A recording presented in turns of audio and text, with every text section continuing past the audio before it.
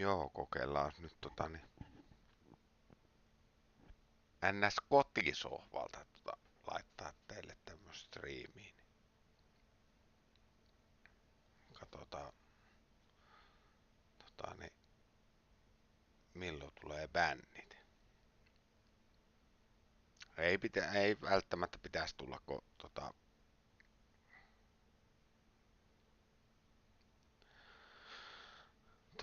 pitäisi olla nyt kaikki ihan ok ja sais niinku olevina tän striimaa, mut en sit tiiä. Voisi olla, että sitten joku taho sanookin, että joo, tää onkin ihan vitu perseestä.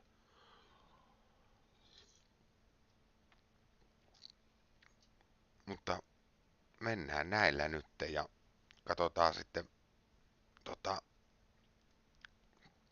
kuuluuko äänet ja nuo mitä ei ole oikein mitään hajua noista tämänhetkisistä setupeista. Odotellaan tää kohta sitten pitäisi alkaa.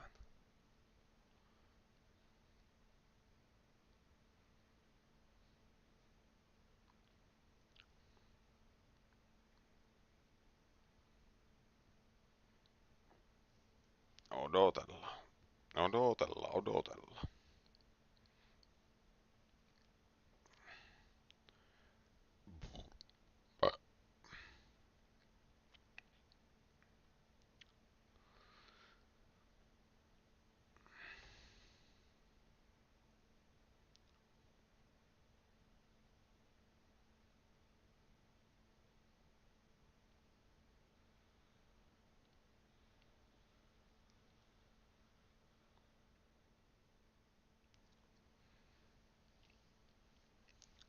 Tää onkin nyt vähän erilaista, mutta ei se haittaa. Pitää kokeilla chattia toimiikseen.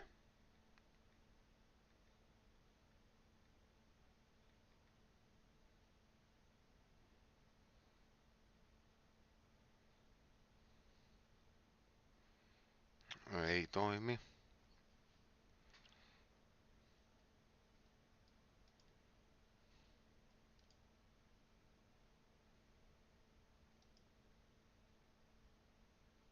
No niin. Nyt saattaa tsäkällä toimia myöskin chatti. Ehkä.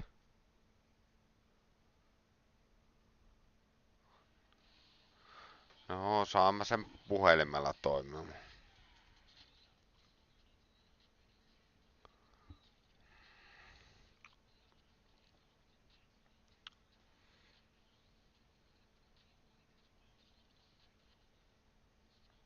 Joo, mennään näillä nyt. Mä koitan lukea chattia tosta puhelimesta.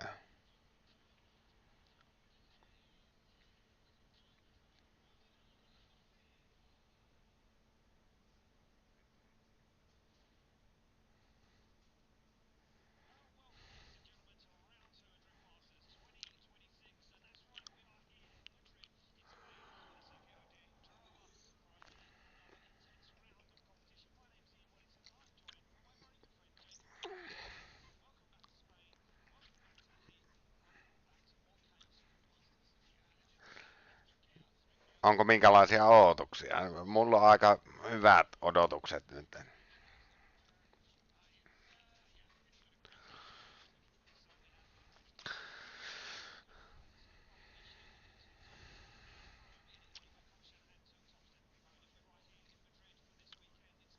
Laittakaa chattiin, jos kuuluu jotenkin äänet jotenkin vammaisesti. Niin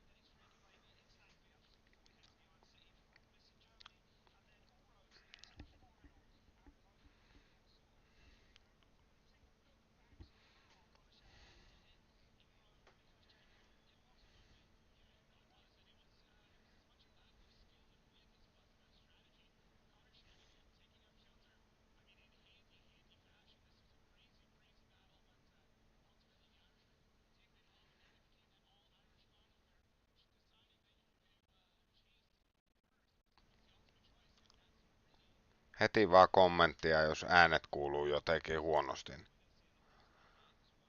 Koitetaan sitten parantaa.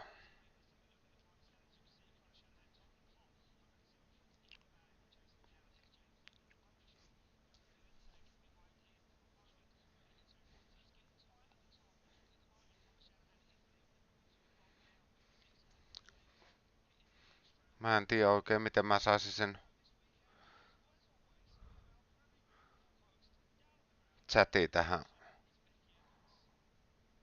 koneelle näkymään. Mutta ei se mitään haittaa, kun mulla on se puhelimessa kuitenkin.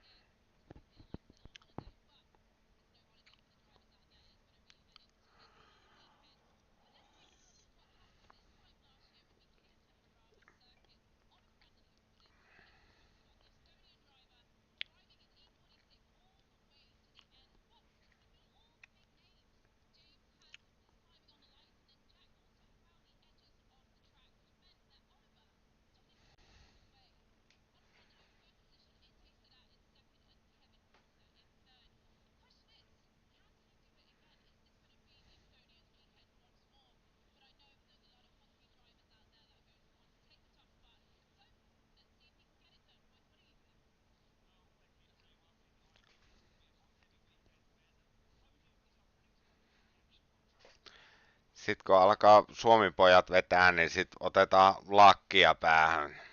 On nimittäin niille, jotka myssy, että ei ole muuten monella.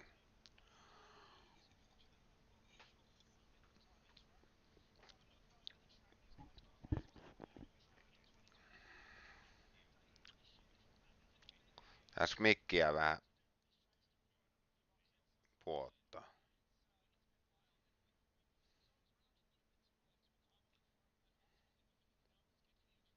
Miten äänet kuuluu? Laittakaa jotain kommenttia.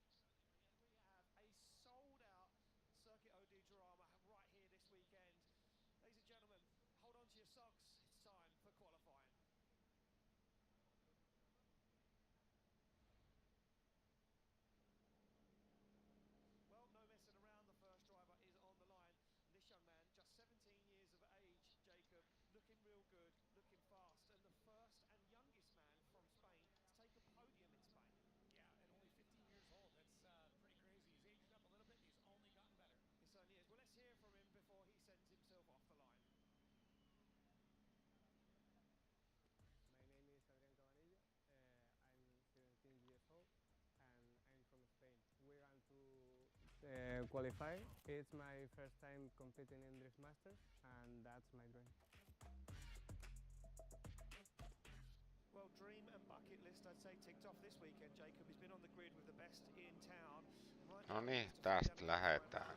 in this incredible 932 horsepower M50 turbo BMW E81 E82 1 Series. Smokes the tyres off the line as Adrian Cannavales now fires through. You can see those first two zones picked up a little wander on the steering wheel there as he fires down big handbrake track to outside zone 4. Watched a little wide, as Jacob said, though. Wheels up on the curb will be a point loss, but it'll get the momentum and keep that car flowing fires in to the last three outside zones. Big angle as he tries to get the front wheels through that inner zone. Last outside zone collected and across the line. Vähän meni pitkäksi, et mä en tiedä, tuleeko ihan peräti nollia. He's up in the big leagues now. This is something he's talked about very openly. This is a dream come true for a lot of drivers to be able to wild card in Drift Masters, and I think there's just a little bit of nerves. He's put down a lot of great qualifying laps. Practice laps before qualifying that looked like qualifying laps. He's looked really, really good, but it's very different when you get to the line. When, you know, you're standing there, Marston's looking at you, the lights are there, the fans are yelling. You can see just how many of them are packed in all across the lawn, all through the grandstands. As you said, it is slammed in here. It's crazy. It certainly has this weekend been highly anticipated by a lot of Spanish fans. We came here in 2025, debuted this track, brought Drift Masters to Spain, and good reception was well taken on, and the anticipation of coming back was heated, and this weekend absolutely sold out so far here on a blistering hot Saturday afternoon, and a very nice run there, but I'm going to say he will want to improve on that because he was looking way better in practice, as you said. Yeah, 100%. And I think a couple points to get to is they're allowed to just get up on the ridge of the rumble strip. They don't want to go too far out. If you go too far out, it's -6 line on that section. So you can lose a lot of points really, really quick by going too far. But we've seen a lot of the drivers opting to take the hit of 1 point to make sure that they get a better flow throughout the track. Certainly so. So there we go. A 64 drops on the board for the first qualifying run by Adrian Cabanales. And he'll go back to the paddock. We move it along to our next wildcard driver. It is João Vieira from Portugal. 2JZ BMW E46, 950 horsepower. Slams that car into gear, ready to see that green light. Our start line, Marshall Martin, back down there, avoiding that sun underneath our Red Bull start line. Nice flick across the circuit, stands on the accelerator, picks up the inner, goes wide, picks up out of 3. Good job so far from João Vieira. Oh, drops out of 4 though, finds a wheel right on the white line to the end of it. It's going to upset his line now massively, as you can see, going wheels over on the curb, starts to tidy it up now. Does João Vieira. Foot to the floor, across the line, job done. Yeah, not bad there for João. A couple of spots where he made some corrections to get through the rest of the track, but didn't look like he panicked, even though there's a few spots in here that weren't really going his way. Initiation, everything else looks solid. It's just tough. You get on the throttle just a bit too early through this large outside zone, it's going to push you down. And it doesn't really show it super well on camera, but there is a lot of camber to this track in both of these sections. I wouldn't call it. We both. I want to say we both kind of. No, I kind of remembered. I definitely forgot. 100%. We did our little track walk, and I looked at it. I was like, "This is a lot of camber." Like my calves were feeling it trying to walk up the one side.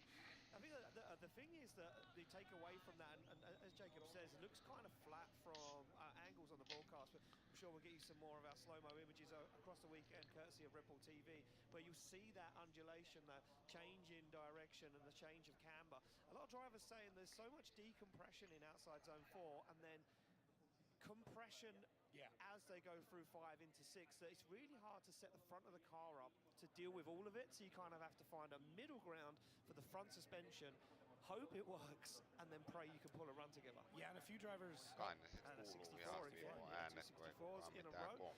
And the Portuguese and the Spanish driver back-to-back, same score, so he will jump ahead of him. We go to the line to a very interesting car. Raman Kandrastenka is on the line, and a bit in a Mercedes AMG GT Coupe with a 2JZ 1,000 horsepower. Look at that steering wheel. That's a GT style steering wheel. I know you've been nerding out about this car all weekend. It is so cool, and it can actually drive.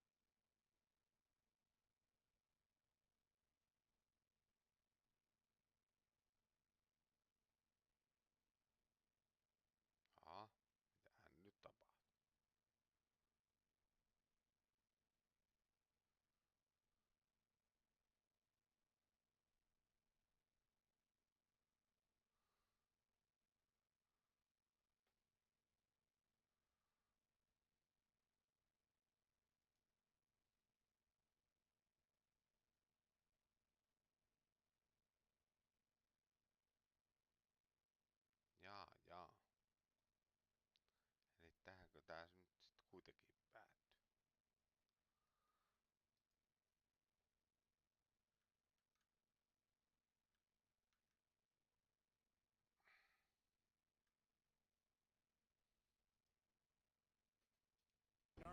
expected. It is on the steering wheel, so it's a finger brake more than anything. It's a what? Sorry, say that again. The handbrake, the Yep. emergency brake, whatever we want to call it, is on the Hydro. steering wheel. Brake. Hydro is on the steering wheel. It is a paddle on his hand. Look at the left hand. What? That is the handbrake. There's no Pieniä way. teknisiä So ongelmia that's how he's able to tässä do näin. it. I haven't. I looked under the bonnet. I got a chance to see this car with the bonnet off. I was taking a look because the 2JZ looks lost in the engine bay. It's so like far back. 9 foot long. It's also a 1-to-1 steering rack, so he's only moving his hands 90 degrees to get to full lock. So that snap initiation, the only way you can really do that is in a vehicle that has a ratio like that. Because normally you'd be wheeling all the way over and back around. Wheeling back again. Yeah. He's only turning the steering No wheel eikä 15, sitä 20 degrees to väliä get the snap mistä like that. kuvasta sitä There's a katsoo. bunch of other stuff. The self-steer that's in this has been kind of pulled out. Miten Suomi because if poika not, the steering pärjää? would tear right out of his hands. So when Finnish he boy, transitions, Suomi he has to boy. manually push the car around. Well, there we go. A 77 drops on the 77. ball for Roman. Ihan It's hyvä. wild. No wonder yesterday when you went missing and you came back, you had grease on your forehead. You've been Oh, yeah. underneath that car looking. We go back on the line. Igor Derenko from Spain driving another Ford Mustang RTR on the line. This car looks absolutely stunning. Fresh car, redesigned, re-engineered this year for 2026, full carbon fiber. As he fires in, built in America, shipped to Spain. As Derenko now fires that car down to outside zone 4. Look at the way the back of the car picks itself up. Stands on the accelerator. Very nice line so far from the Spanishman. Oh, a little wobble there, a catch of understeer. Now gets himself back into it, fires it in. Oh, big angle, throws it into the gravel. And the nerves of qualifying are getting a little bit too much. Oh, he nearly ran over the Red Bull TV camera down there on the inner clip. Yeah, we didn't see anything like this in practice. No, This he is was so consistent. completely dialed. This is what we talked about. They're The like, qualifying nerves, Jacob. yeah, it's a real thing. It's definitely a real thing. Listen, you and I Onneksi get some ei qualifying pöllyttänyt. nerves. If Tää on we hieno. say We something get wrong, free broadcast qualifying nerves. Kaiken maailman 100%. You should harjakoita. see how antsy we are here before things get kicked off. Everything looked really good before this point. That gives you a bit more of an idea of just how dynamic Yeah. this track is when it comes to layout. But it looks like he just got a bit too much into it. And as much as those RTRs have an immense amount of lock, unfortunately, it wasn't quite enough to get that car to catch. There's a bit of understeer there, had to feed that wheel back out to make it. So, yeah, tough go. But, man, I mean, kind of threw a backy in there. Se meni Yeah, snadisti jo uncharacteristic. hakemiseksi tuossa Well, we're down in the ekassa. Shanahan paddock at the moment. Connor Shanahan, Siitä unfortunately, having lähti some engine lavaksi. problems in practice, and the team decided to pull the engine before qualifying and said, "Look, the safest way for us, to make this happen is to pull the engine, swap it out, get themselves back out on circuit." And being told now that it was actually engine failure Yeah. in the car, so a severe engine failure, unknown of what that could have been. They're just saying that the engine failed. We don't know what's wrong. We're not going to investigate it. We're just going to swap it Just out. going to put a new one in. So, yeah, it's been a couple hours. Oh, it and looks they're like already, Jack's car as well is undergoing some work. And I Yeah. mean, these two guys have got a while to wait yet before the qualifying run. We've got 40-something drivers yet to come up before they're due to the line. But as you can see, every single member of the Shanahan crew down there scrambling to get that car back together. As well, this is a brand new engine. Yeah, this is So one they're they still put in going to have from- to run it up, run it through the gears, make sure everything's cool, get the temperature up in the engine oil, brought right through that engine. It's not a 5-minute process. No, it's not a quick thing at all. So. And then you're asking it, you're demanding that engine that's brand new out the box to go and do a full run of this circuit at full throttle in 4th gear at 1,000 horsepower. I mean, listen, there are people out there that think the best way to break in an engine is the way you're going to drive it. True, so true. Connor's, Not my preferred way. Listen, I'm not a tuner. No, not my. I'm not an engine thing. builder. Nope. I've Barely not got built to do it. the warranty on it either. Yeah. I'm not covering the warranty bill on that. So, well, it's scrambled down there. The wings are still heating up on circuit. He's still got a smile on his face down there as Connor Shanahan because he knows he's got a good crew behind him. Yeah, as we can see, picture in picture there. We have a bit of a track clear up, the gravel on the circuit there from Igor Derenko. Mom's in the back. Should be serving up tea pretty soon to the boys. Keep them going. We must say thank you. Yes. Because we got here early this morning. We didn't manage to get a coffee on the way in. We were running a little. I was running late. Yeah. You were perfectly on time as always. I was running late, and Jacob said, "I know where we can get a nice cup of Irish tea. Irish tea. Straight down to the Shanahans, and they looked after us. Yeah, fantastic. And we go back down there on the paddock, and we could see warming up tyres on the back of the car. Ole Peter Vassen. Now you have been putting pressure on this guy because you Little told bit. me he's got the potential to win this event. Yeah, I really think so. I've had the opportunity to see him drive quite a few times now, and honestly, anybody out of Norway, you immediately have to go, okay, what are they going to do, right? And with Toro Nakavia no longer in the series this year, taking a break to be a family man. Yep. I think Ole Peter Vatten is stepping up to the plate. Yeah, stepping up to the mark, and we do wish Toro Nakavia all the best as he's expecting his first born child, and took a break away from Drift Masters. We're sure we'll get him back. We'll drag him back at some time. If he's watching at home, we miss you. But this may be his replacement for this season. Ole Peter Vatten comes off the line from Norway, BMW E82, 2JZ, 1,020 horsepower as he lights off the tyres into initiation. He's absolutely screaming. A little shy there on outside zone 3 and a little deep on 4. He's going to hold on to it. No, fires it. Oh, wow. Almost a rollover for Vatten as he came in absolutely full tilt into outside zone 4, and we'll have another clean up down there on the circuit. As you can see, all of that gravel, with the track team here doing their best to try and shield that gravel from the cars. Hopefully he's all right in there. Nope. Yeah, I think just maybe a little bit of a hold on and take a breath moment. Yes. Yeah. Did you say squeaky one? Spooky. Spooky. We can go a squeaky one. Squeaky one. Not bad. You mean, sure you mean he made the noise like a mouse would? I would have, 100%. A full scream. Yes. Small child screaming. Well, he's out of the car and he's safe, and that was scarily close to a rollover, one that we haven't seen at Drift Masters for quite a while. Yeah. Which we don't obviously want. We'd like to see these drivers keep all 4 wheels on the tarmac, but it will be a clean-up down there. Yeah, and then you start to wonder how much damage is done with something like that. That's a lot of force on the suspension, and they are not, as much as they're built to go sideways, not meant to go sideways through gravel. So right off initiation, it didn't look too bad, but as he was coming through this outer zone, the car just kind of got out on that rumble strip, and he couldn't find the grip again. Wow, that DP'd both tires immediately. So close. It's a great way to inspect the undercarriage, but yeah. Yeah, you can see about there he knew it wasn't going to be good. He was trying to get the dig out of it. And it was said in the driver's briefing by David Kalas, he said, if you get onto the blue part of the track, it's super slippery. Yeah. Try, if you are going on there, try and do everything you can. And Judge is saying that he DB'd his tyre as he hit the dirt before the blue bit of the track. This in-car might be a little bit spooky if you have young children. Maybe ask them to go into the next room. And you can tell right about here. This is going to be a wild look. Watch his downshifts. He's trying to keep the car. Oh, he braced himself too. Whoa! That's where the camera shut off. The camera was like, nope. Even the camera winced. The camera closed its eyes. So our judges this weekend, as always, for the whole season of Drift Masters with David Kalas, Tormo and Razmo, and Chris Witkowski. We welcome him back to Drift Masters after he's missed round 1 from getting married. So congratulations to Chris Witkowski on his marriage. We weren't invited to the pre-drinks or the post-drinks, Jacob. Quite disappointed on that. We will catch up. Yeah. Apparently, Chris Witkowski said the first round in the bar on Sunday night is on him. Gotcha. For all of the Drift Master staff. So all the staff. Sounds good. The fans too. Tormo's shaking his head. He's like, yep, that sounds good to me. Oh, he kept showing off that new black credit card he's got. He so did, I could see why he got that for his wedding. One of those metal ones. Yeah. Kept dropping it on the desk. Very heavy. Very heavy, yeah. He kept dropping it. Yeah. Well, there we go. Ole Peter Vatten out of the car. We do need to make it official. It will be a 0, unfortunately, for his first qualifying run. I think Jacob will take full blame for that. Well, it's funny. The announcer's curse is a real thing. It has to be. Yeah, we were chatting with the judges a little bit earlier on, and they said, okay, well, who did you want to curse this weekend?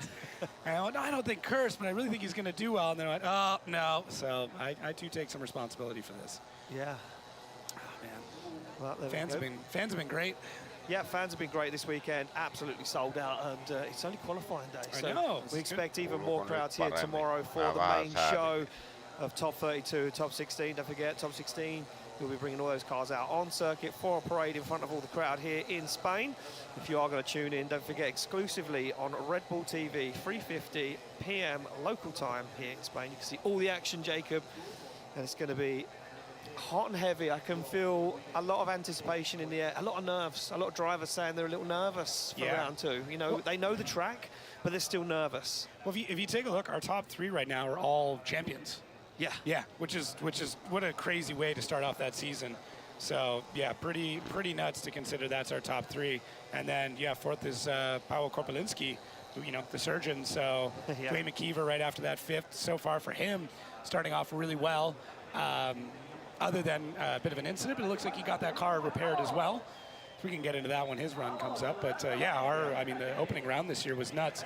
I don't think the tire war is going to be as big of a deal at this Well, event. I don't know, because I did wonder, because this track is, again, very long. Yeah. We're like I say, brand new here in 2025.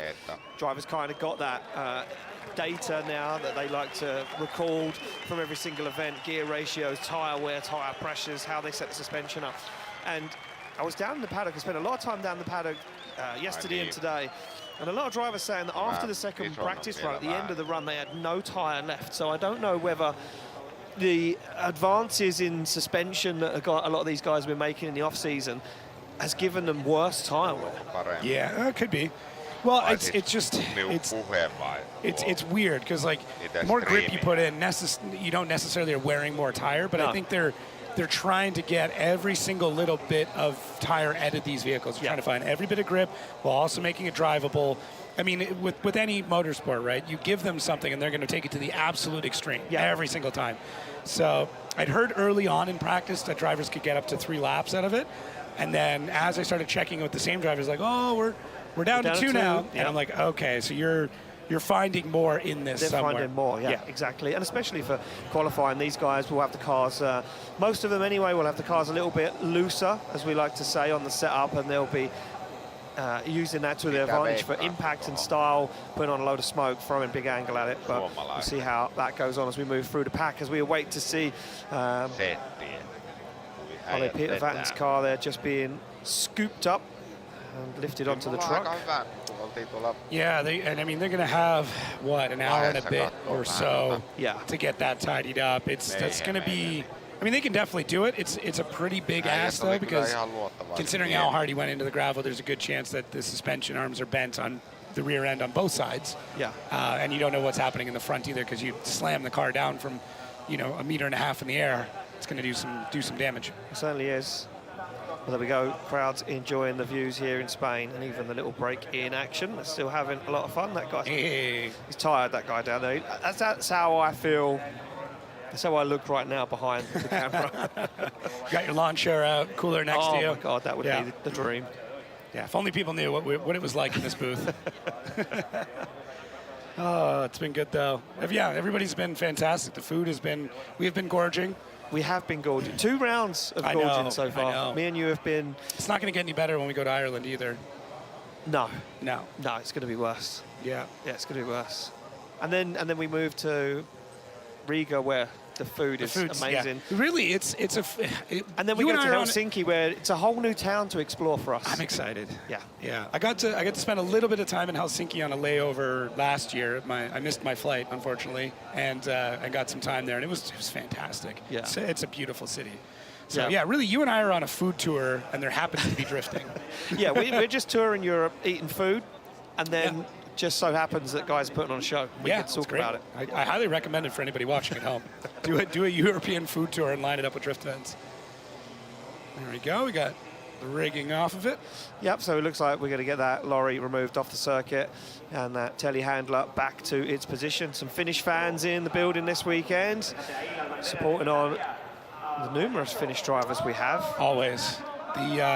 Well, one of them, story evolving before we literally went live. It was dropped onto our Instagram that Laurie Heinen actually has piston damage. Yeah. So the valve cutout on one of his pistons is damaged, and he said he's going to have to baby it around in qualifying, try and get a qualifying run on the board that's going to get him into the show. Then tonight, that team are going to be pulling the engine out, swapping it for their spare, ready for tomorrow morning for practice before top 32.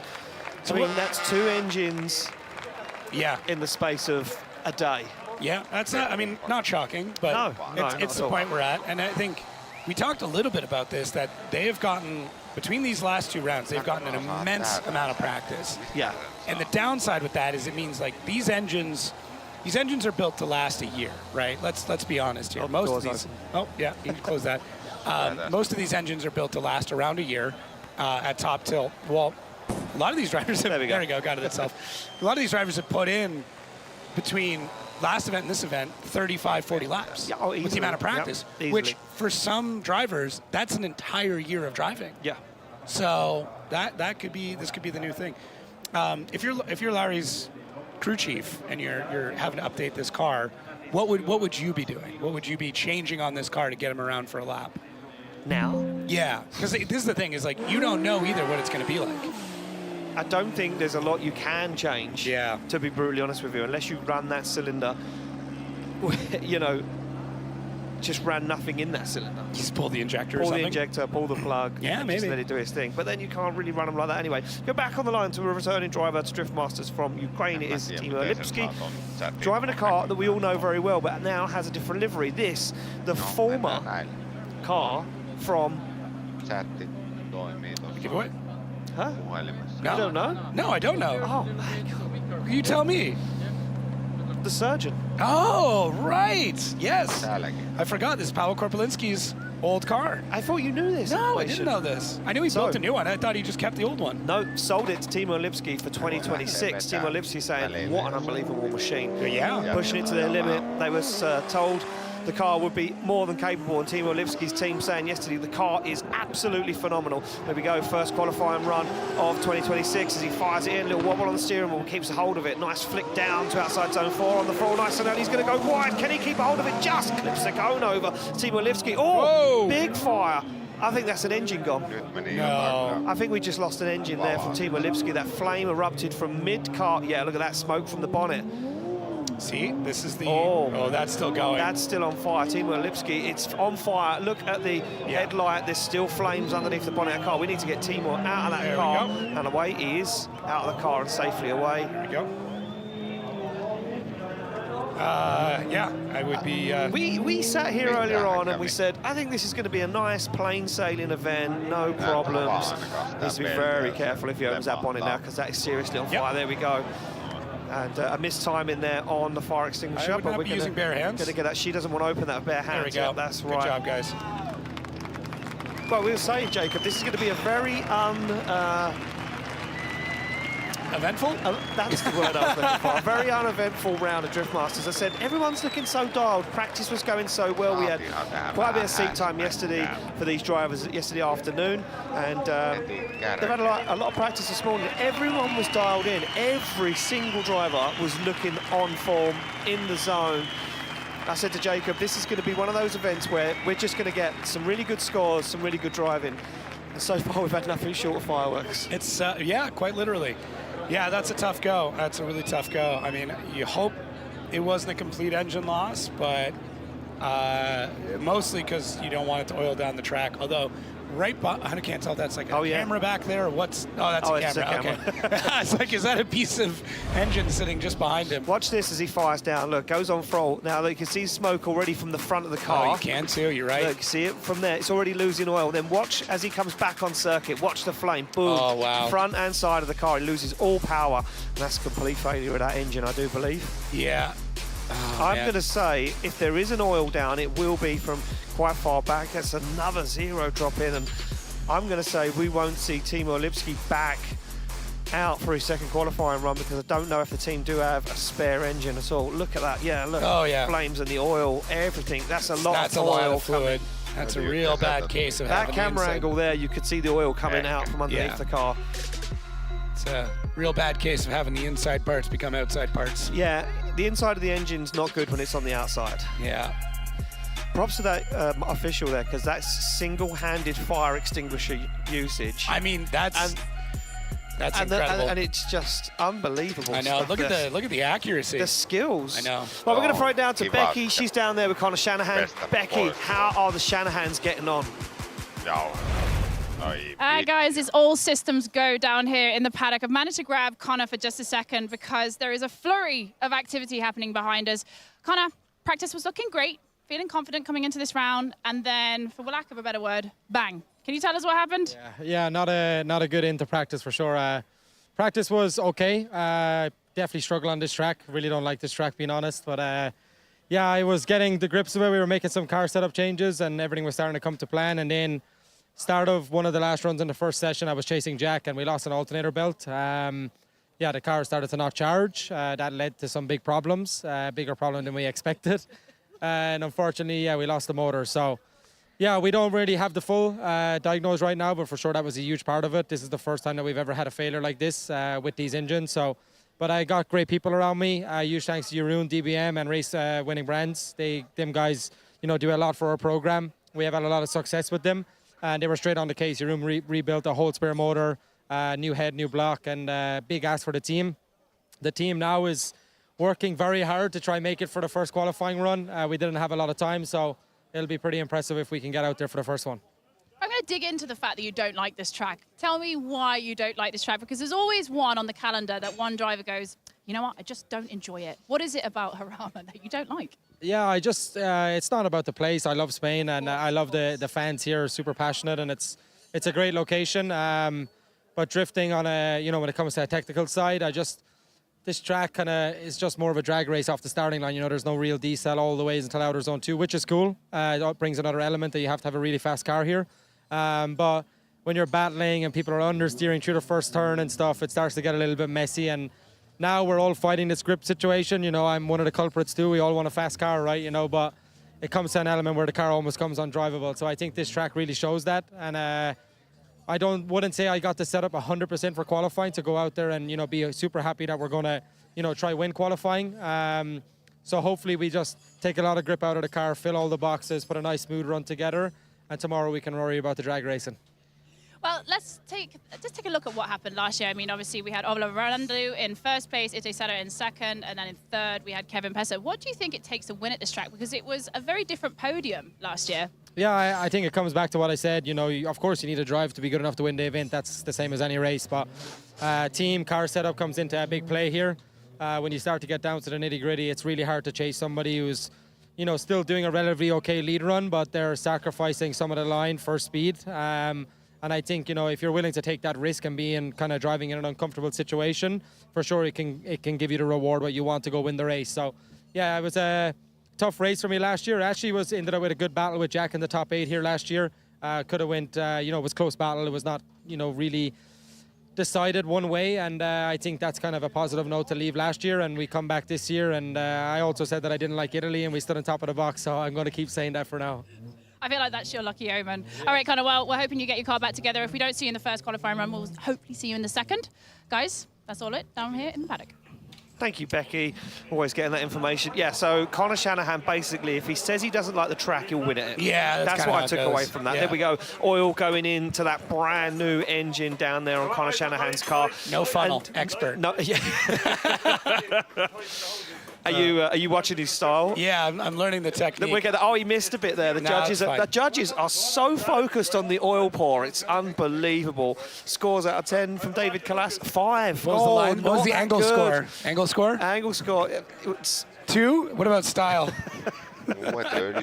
No style. No style. Okay. Style. Okay. Yeah, it's all about fluidity.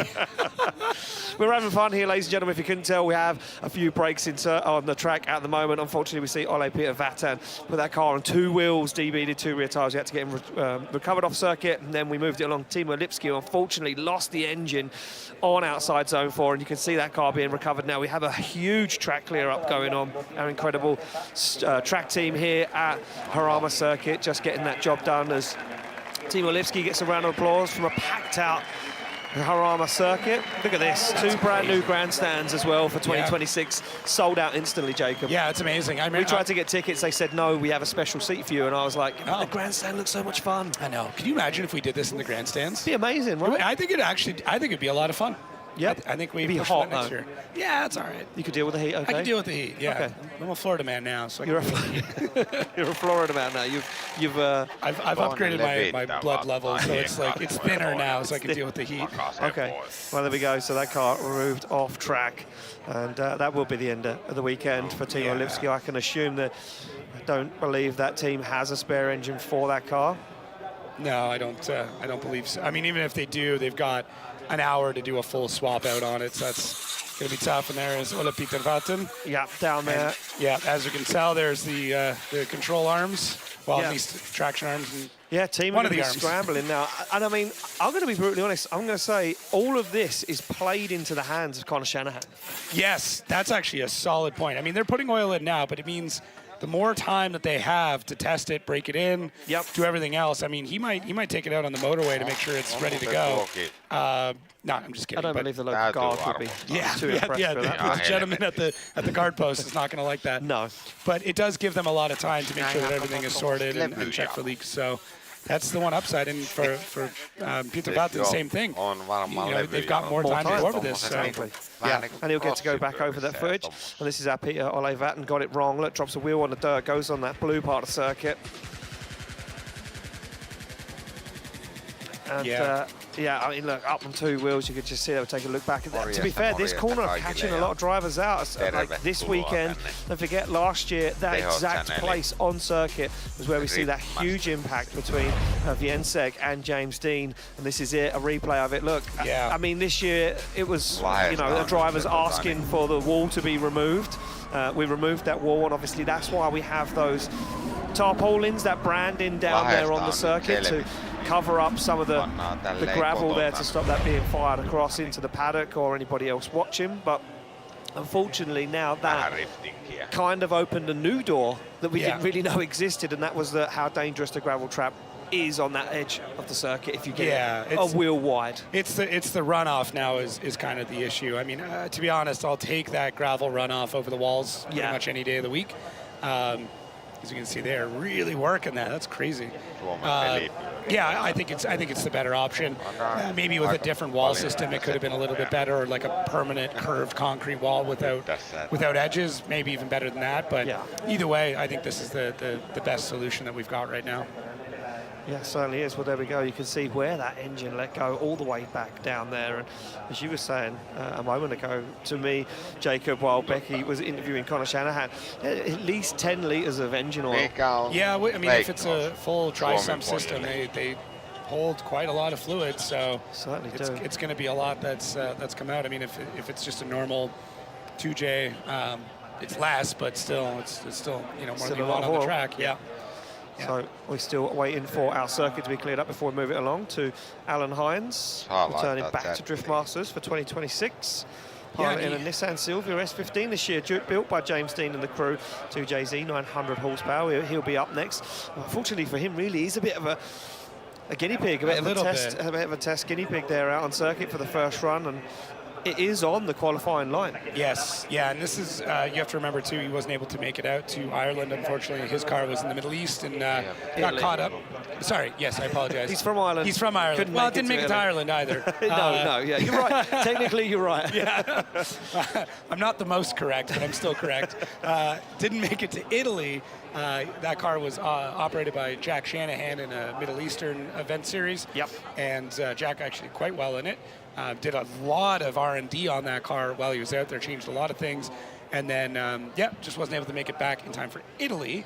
But it did make it back in time for this event. Yeah. And chatting with Alan and Kieran, they said, well, the way Jack drives and the way that Alan drives are very different. So we've had to kind of take everything he's done and change it all up. It also shows, too, that, like, the driver preference can change a lot of things in the car. I know chatting with Jack about it, like, he actually enjoys a bit of power falling off at the top of the power band, which is interesting because he likes the grip to come back in at that point. Yeah.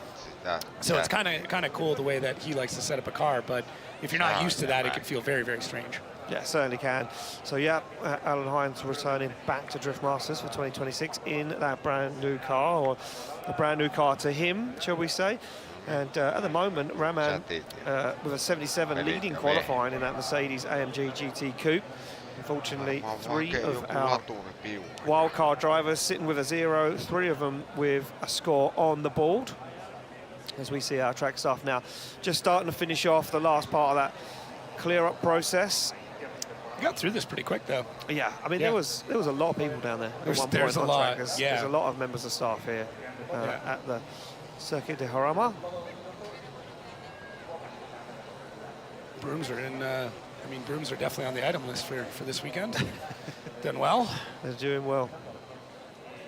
See, that guy's built for sweeping, though. That man is world-class sweeper for sure. He's got the shoulders for it. Yes, the arms. And the shoulders. Yeah. He can sweep you sweep right it. off your feet. I was just going to say the same. Mulla ei muuten It was mitään right on the tip of my kärryä, millä tongue. numerolla nuo ajaa nuo. Tässä Oh, on man. Well, there we go, as our track staff now begin to finish up their clear up on circuit. Becky's down the paddock with Timo Lipski. Tim, it's great to see you back here in the Drift Masters paddock, but it's been a long time since I've seen you. Last time I saw you had the A90 Supra, and now you're back here with the 15. She's not looking too pretty right now. What happened? Yeah, she isn't. From what I know, I think we had an engine failure. The block in the second cylinder just kind of popped out. Oil leaked onto the turbo, and then I caught fire. So actually, first time being on fire. So not a nice experience, to be fair. Not a great start to the weekend, do you think? Unfortunately, that might be it for the weekend. Yeah, probably. Yeah, there's not much we can do. No. Absolutely not a lot you can do. But tell us, why did you make the move from the A90 to the S15? Is it more of a proven chassis to you, or was it the A90 was proving to be a little bit too difficult, maybe? Yeah, the A90 was a bit difficult. So we decided to buy the car of Powell. It's a good car, proven chassis. You know, I can do good driving with it. It provides me with what I need. And we were kind of planning to keep the A90 as a development chassis. So, I mean, hopefully I'll be back in the A90, but for now I'm going to use this. Perfect. Well, I'm glad you're okay. Sorry to see the car like this, but we'll see you at the next round in Ireland. Thank you so much, guys. Thank you very much, Becky. Yeah, hopefully we see Timo Lipski back in competition. This is exactly what happened. You can see there the motor failed. You can see underneath the car all of that oil coming out, going onto the red hot exhaust and catching fire. And then that was when we see the fire underneath the bonnet. And our track marshals down there doing a great job getting that extinguished again. Props to the one-handed fire extinguisher use. Yeah. That's impressive. It's very impressive. The aim is just flying all over the place. He knew exactly what he was doing. where it was going. Yeah. See the gentleman to the left. It's good form. I mean, Good form. Classic form, elbow out. I like that. But two-handed is definitely a little more on the beginner side. I don't know. The other guy would say no. The other guy's like one-handed. Seems to be the case. Way to go. More coverage that way. Yeah. Less accuracy, more spray and pray on that one. Spray and pray. There we go, Timo Lipski leaves the circuit, a little dejected, but still a smile on his face, that young man using that A90 Supra we see him in before at Drift Masters, a bit of a development vehicle. A lot of guys taking their time to develop these cars, you know, Peter Viancek taking that time to develop that car and get absolutely dialed, and Dave Egan as well. Drift Games bringing on board the guys from Group D in Ireland to also develop that chassis and you know, make it more usable. They are a brand new car. Somebody else who's invested their time and effort into a brand new chassis for 2026 is, of course, Yves Meyer in the GR Yaris. We had a ball of a time down there earlier. Yeah. I was nerding out under the Yaris because I was underneath that, crawling around and You picked up a wrench at one point. I did. I was taking photos. I got pulled out. They said you need to leave. I said I just want to take some snaps of the car. Yeah, it's crazy. It's very interesting to see how these new four-wheel drive chassis are being adapted, and why I find the technology into all of the suspension absolutely fascinating and really, really good to see them being used. It might be, and that might be our next thing. Let's be honest. There's not a lot of manufacturers still producing rear-wheel drive vehicles, but all-wheel drive is pretty. It's been pretty consistent. So I think that might be it. I think that might be our next venture. Our next venture. Well, it looks like the track staff have made their way off the circuit. We could see them there waving to the rest of the staff, saying, "I think that's it. I think that's as nice of a job as we can do right now." As you can see, the last members of staff and their recovery vehicles moving off. And Alan Hines down on the back of the paddock, warming up the tyres on the back of that Nissan Silvia S15, not 2JZ, 900 horsepower, as he gets requested to the line by start line Marshall Martin, and we get things kicked off in qualifying once again. If you're only just joining us, welcome to round 2 here in Madrid in Spain at Circuit de Jarama, where we've had a few breaks on track so far, some hot and heavy action, as Martin now just going to give the information to Alan Hines, saying, look, this is where the oil is. This is where you need to be careful. But fully focused, the Irishman says, that's fine, I know what I'm doing. Yeah, with his iconic glasses. They've really, I feel like that's his brand now, those big glasses. Yeah. Looks good in them too. He certainly wears them well. Well, the 2024 Irish Drift Championship champion, and the man that won the virtual Drift Championship in 2019, 21, 25, 2020 and 2023. That guy has won it all as the OIDC competitor now. Gets ready to leave the line for his first qualifying run of 2026. One last check of the helmet strap, one last adjustment. I love this view, watching the drivers get prepared to leave the line. It's the best. Incredible. Just gives you a bit of an idea of what it's like to be in that cockpit. It certainly does. Aika See leveillä Martin down linjoilla there jotkut just getting hakenut ready tuolla. to rock and roll. That's the pearl white livery, the pearl white wrap on that carbon Kevlar S15. Shines in the sunlight here in Spain. Marcin directing everybody. Marcin, when Marcin's on the start line and it's business, it's strictly business. Yeah. Behind the scenes, real nice guy. Yeah, super nice guy. Super but when nice, it comes super down to friendly. work, it's, when it's work, work it's time. serious. Yeah, Very he may serious. put on the funny dicky bow tie and the shirt, and you know, be a bit of a comedian for us on the broadcast. But nevertheless, he's always ready to rock and roll. Here we go, off the line. It will be Alan Hines. We continue with qualifying here at round 2. Through the gears goes Alan Hines as we jump on board inside the Silvia. Fires that car in, very shallow angle, but now starts to work into it as Hines fires that car. Big snappy transition, dabs the hammer and gets the car right to the edge of the circuit. Alan Hines flying as he picks up the inner zone. Back across the circuit again. Alan Hines on an absolute ripper right now. Down onto the inside. Big clutch kick, pulls the car across the line. That's how it's done. If there was any worries about him being hesitant because of the massive oil down, that's gone. Alan Hines, that was an incredible initiation. I mean, right out of the gate, a little bit of wheel spin, get those tires cooked back up. But I mean, he got out to angle so quick. Does such a great job through this section. That's got to be spooky, though, having the car go around there. Now, the upside is, obviously, the oil leak happened from the front of the vehicle, so it's a little bit off the racing line, but not a ton. You're still within it. If you go to left foot brake, you may not get any traction there. But I mean, he is so calm. He's so locked in. Yeah, I mean, I don't know how many laps he put in the virtual space before this, but considering his VDC record, I guarantee he put several hours, if not dozens or hundreds of hours on this track before he ever got here. It's a great run. Great run. It certainly was. Very good run there from Alan Hines as he piloted that Silvia S15 around the circuit. We'll await the score to drop in from our judges. And dealt with the conditions very well. I didn't know how, if there was going to be any part of the circuit where there was a loss of grip. Maybe there was in certain places, but nevertheless, Alan Hines dealt with it, that's for sure. And you can really see it there, that shot we were talking about earlier, how much that track climbs up over onto that outside zone, then drops back down again for the final inside and outside zone. Yeah, he did really well throughout the whole thing. I think maybe just that last bit of the last outside zone might have been a bit of an issue, but outside of that, I was very, very impressed. Man, he held the shot forever. He certainly did. 85.2 drops in for Alan Hines. We go back to the start line to Enver Haskasab, the man from Turkey. Nikasar.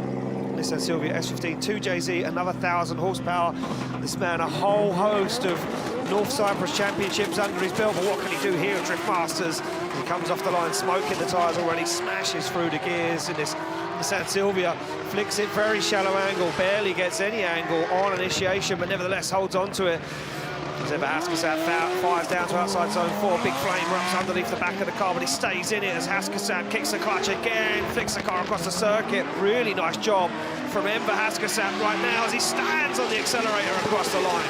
And really, what's interesting is because Alan was able to lay down those fresh tracks, you can kind of compare the lines immediately and see how they both attack the track a little bit differently. So Enver looks a lot quicker. Like the car's got a lot more front bite. It really wants to take off. He does a good job of corralling it through this section of the track, and you can see where those tracks line up in comparison to Alan. So just a little bit wider through there. But overall, I would say does a really, really good job of more or less battling this car. Because the other part too is he wouldn't have a lot of time to change setup with that oil down. They would have already been sitting out there getting ready to go in hot grid. So usually it's 3 to 4 cars are kind of waiting, ready to warm up their tires as they come through. So once it's out there, there's not a lot you can do to the car. You might be able to drop a little bit of tire pressure, but that's about it. Another interesting, whoa, hello. Big backfire flame. Hattie is crushing these shots. Something else we picked up on is those front tires are picking up a lot of debris. Yeah. Like where drivers are having to go in and pull them off and use different machines to clean off the tires. They certainly are. 74.5 drops in for Enver Haskasab. Very happy with that. knocked out in qualifying at round 1 in Italy. We go back on the line. Karim Hani from Egypt, BMW G87 M2, 2JZ 900 horsepower, blew the drive shaft, the prop shaft, clean out of the car in practice, managed to get one from another member, another driver in the paddock, gets himself back out. Karim Hani, Big Karim as he likes to be called, fires down to outside zone 4 on the handbrake, dials that car in, sticks it in to outside zone 4. They'll be wanting to put a safe run in here and get one in the bag, that's for sure, as Karim Hani now stands on the accelerator, looks for that final outside zone, up and across the line. Solid run. Yeah. I don't know if he likes being called Big Karim, but that's what we're calling him. Oh, man, yeah, solid That's the run. nickname he's got, that's what we're sticking with. That's what he's sticking with, so you might as well print the merch now, Karim. Yeah, really, really good run. Very locked in here. I've been noticing lately with the onboards is how little these drivers blink in a run, and Karim here is kind of showing that off. That whole section, I don't think he's cleaned his eyes once. He's completely locked in all the way through. Same thing, like you're gonna know about that oil down, and does a really, really good job through all these zones. Car looked a little hooked up in the beginning.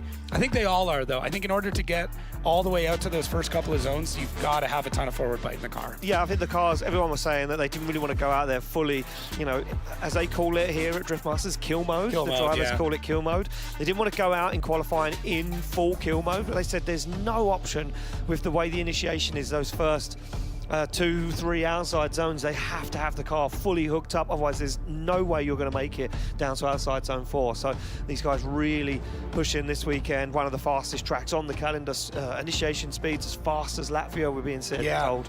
Yeah, it's actually has a higher average speed throughout the entire run than Latvia does. Yeah. Which, I mean, we talk about how fast Riga is, but this is right there. Man, I love these shots. Like, this could be the entire live stream, and I'd be okay with that. It might be a little bit long, though, Jacob. Because score drops in 77.7 for Karim Hani.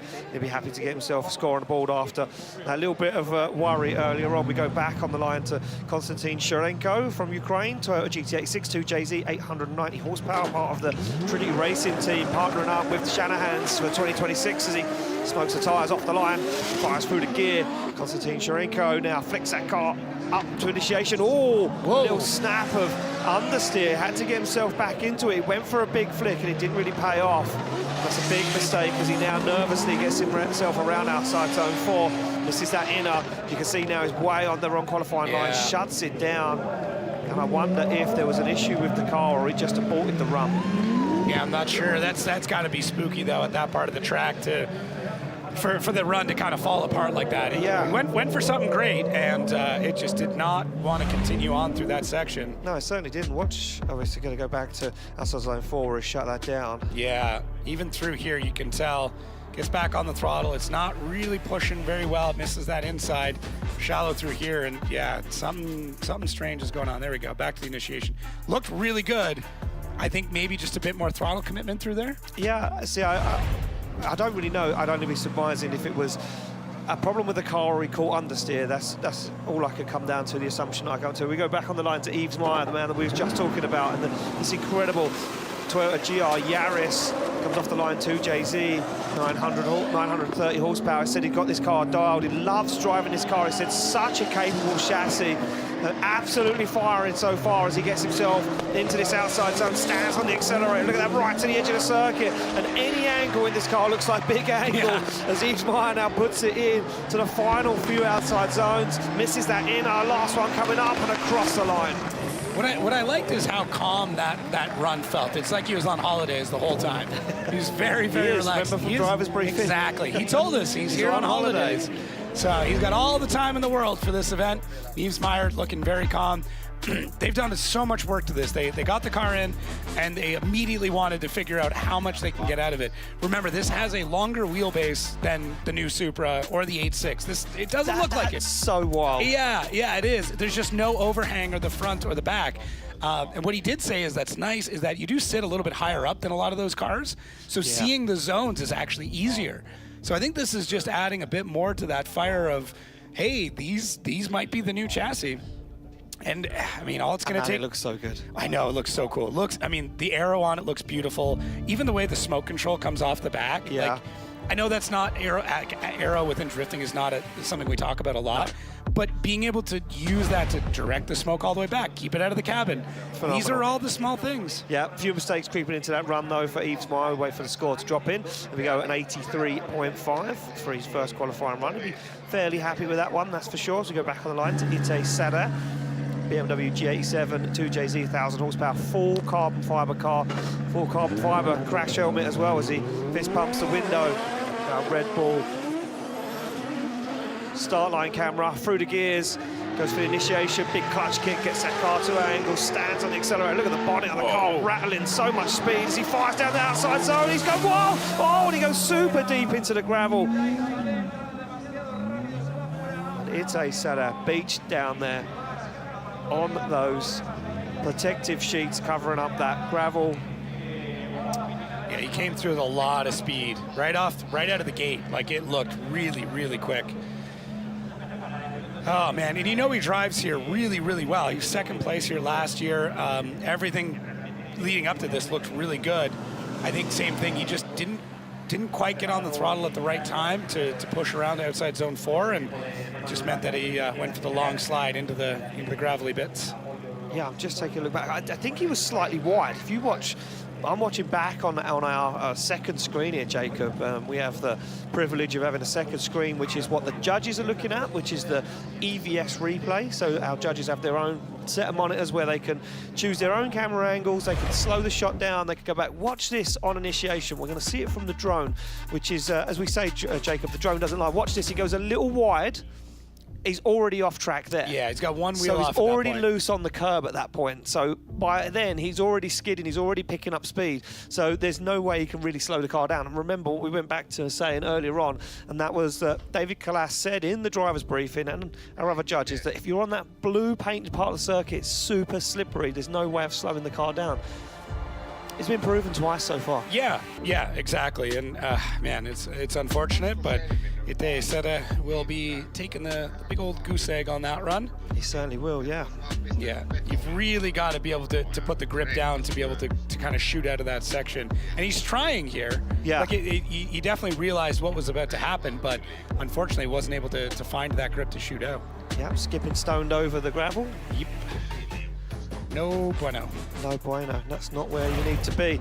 So we'll wait to see and get Ite Sada recovered off track. As you can see him out the car there, just talking to the marshals and the track staff here in Spain. We're going to get him picked out of the gravel by our telehandler. This is like one of those seaside games. Get those in Canada and America. Pick up the little toys. The grabber machine. Yeah. I'm terrible at them. Really? Oh, so bad. I don't know why. I just yeah. Can't win your kids any toys on the machine? I just go buy it. It's cheaper. It's cheaper. That's a cheating way of... Well, that's fine.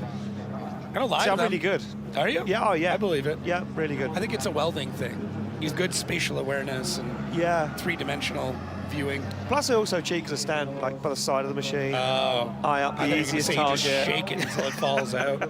No, you get kicked out if you do that in an arcade. Yeah, but you get a free toy. You do, but don't listen to me and Jacob giving you any advice. Please. On anything. On anything. Yeah.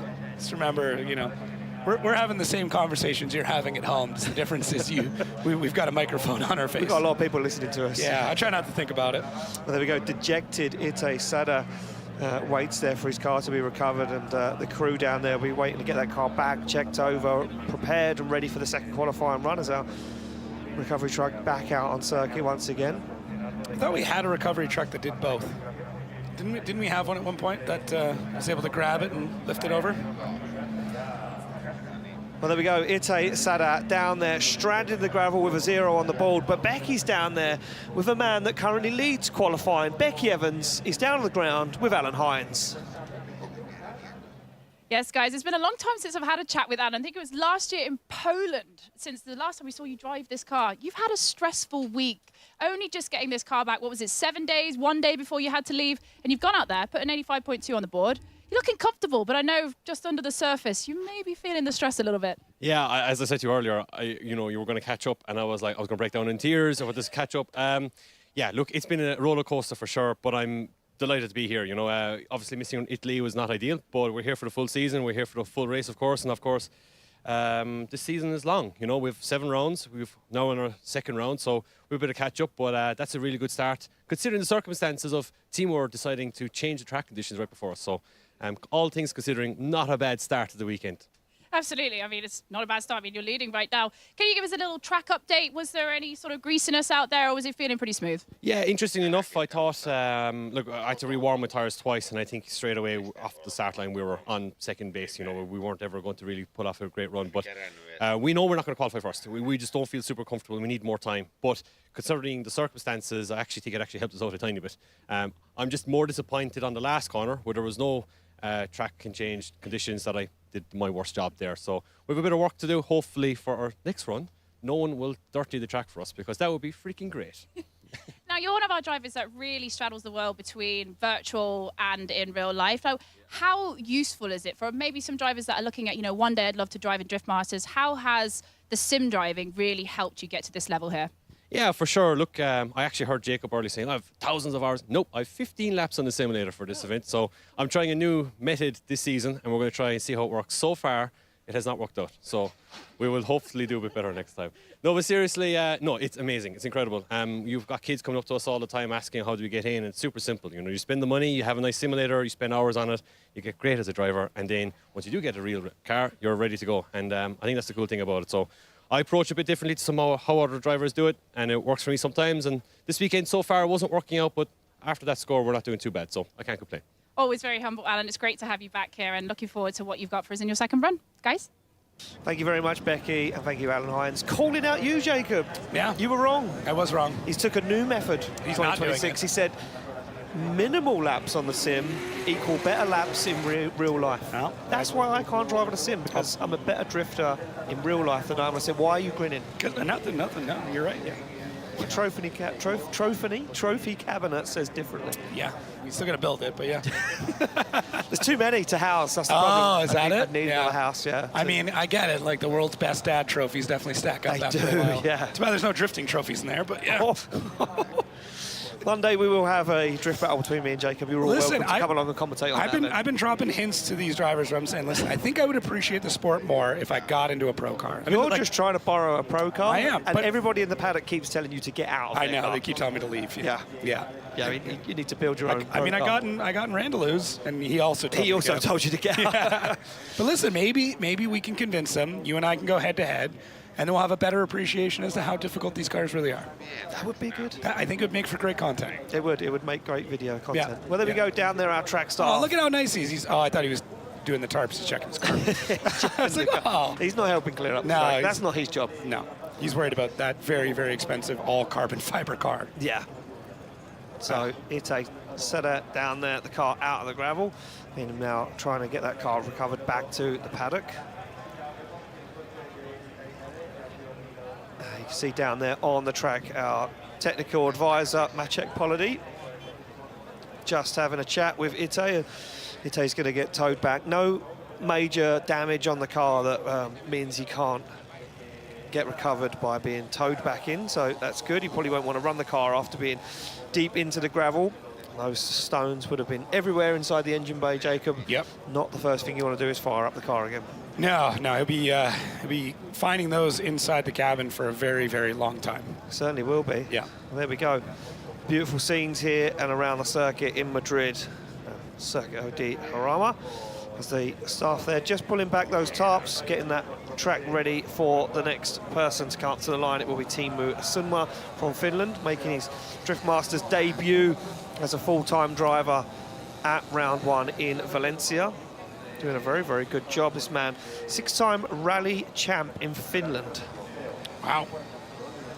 That's impressive. That's good way of transferring the skills over from rallying to...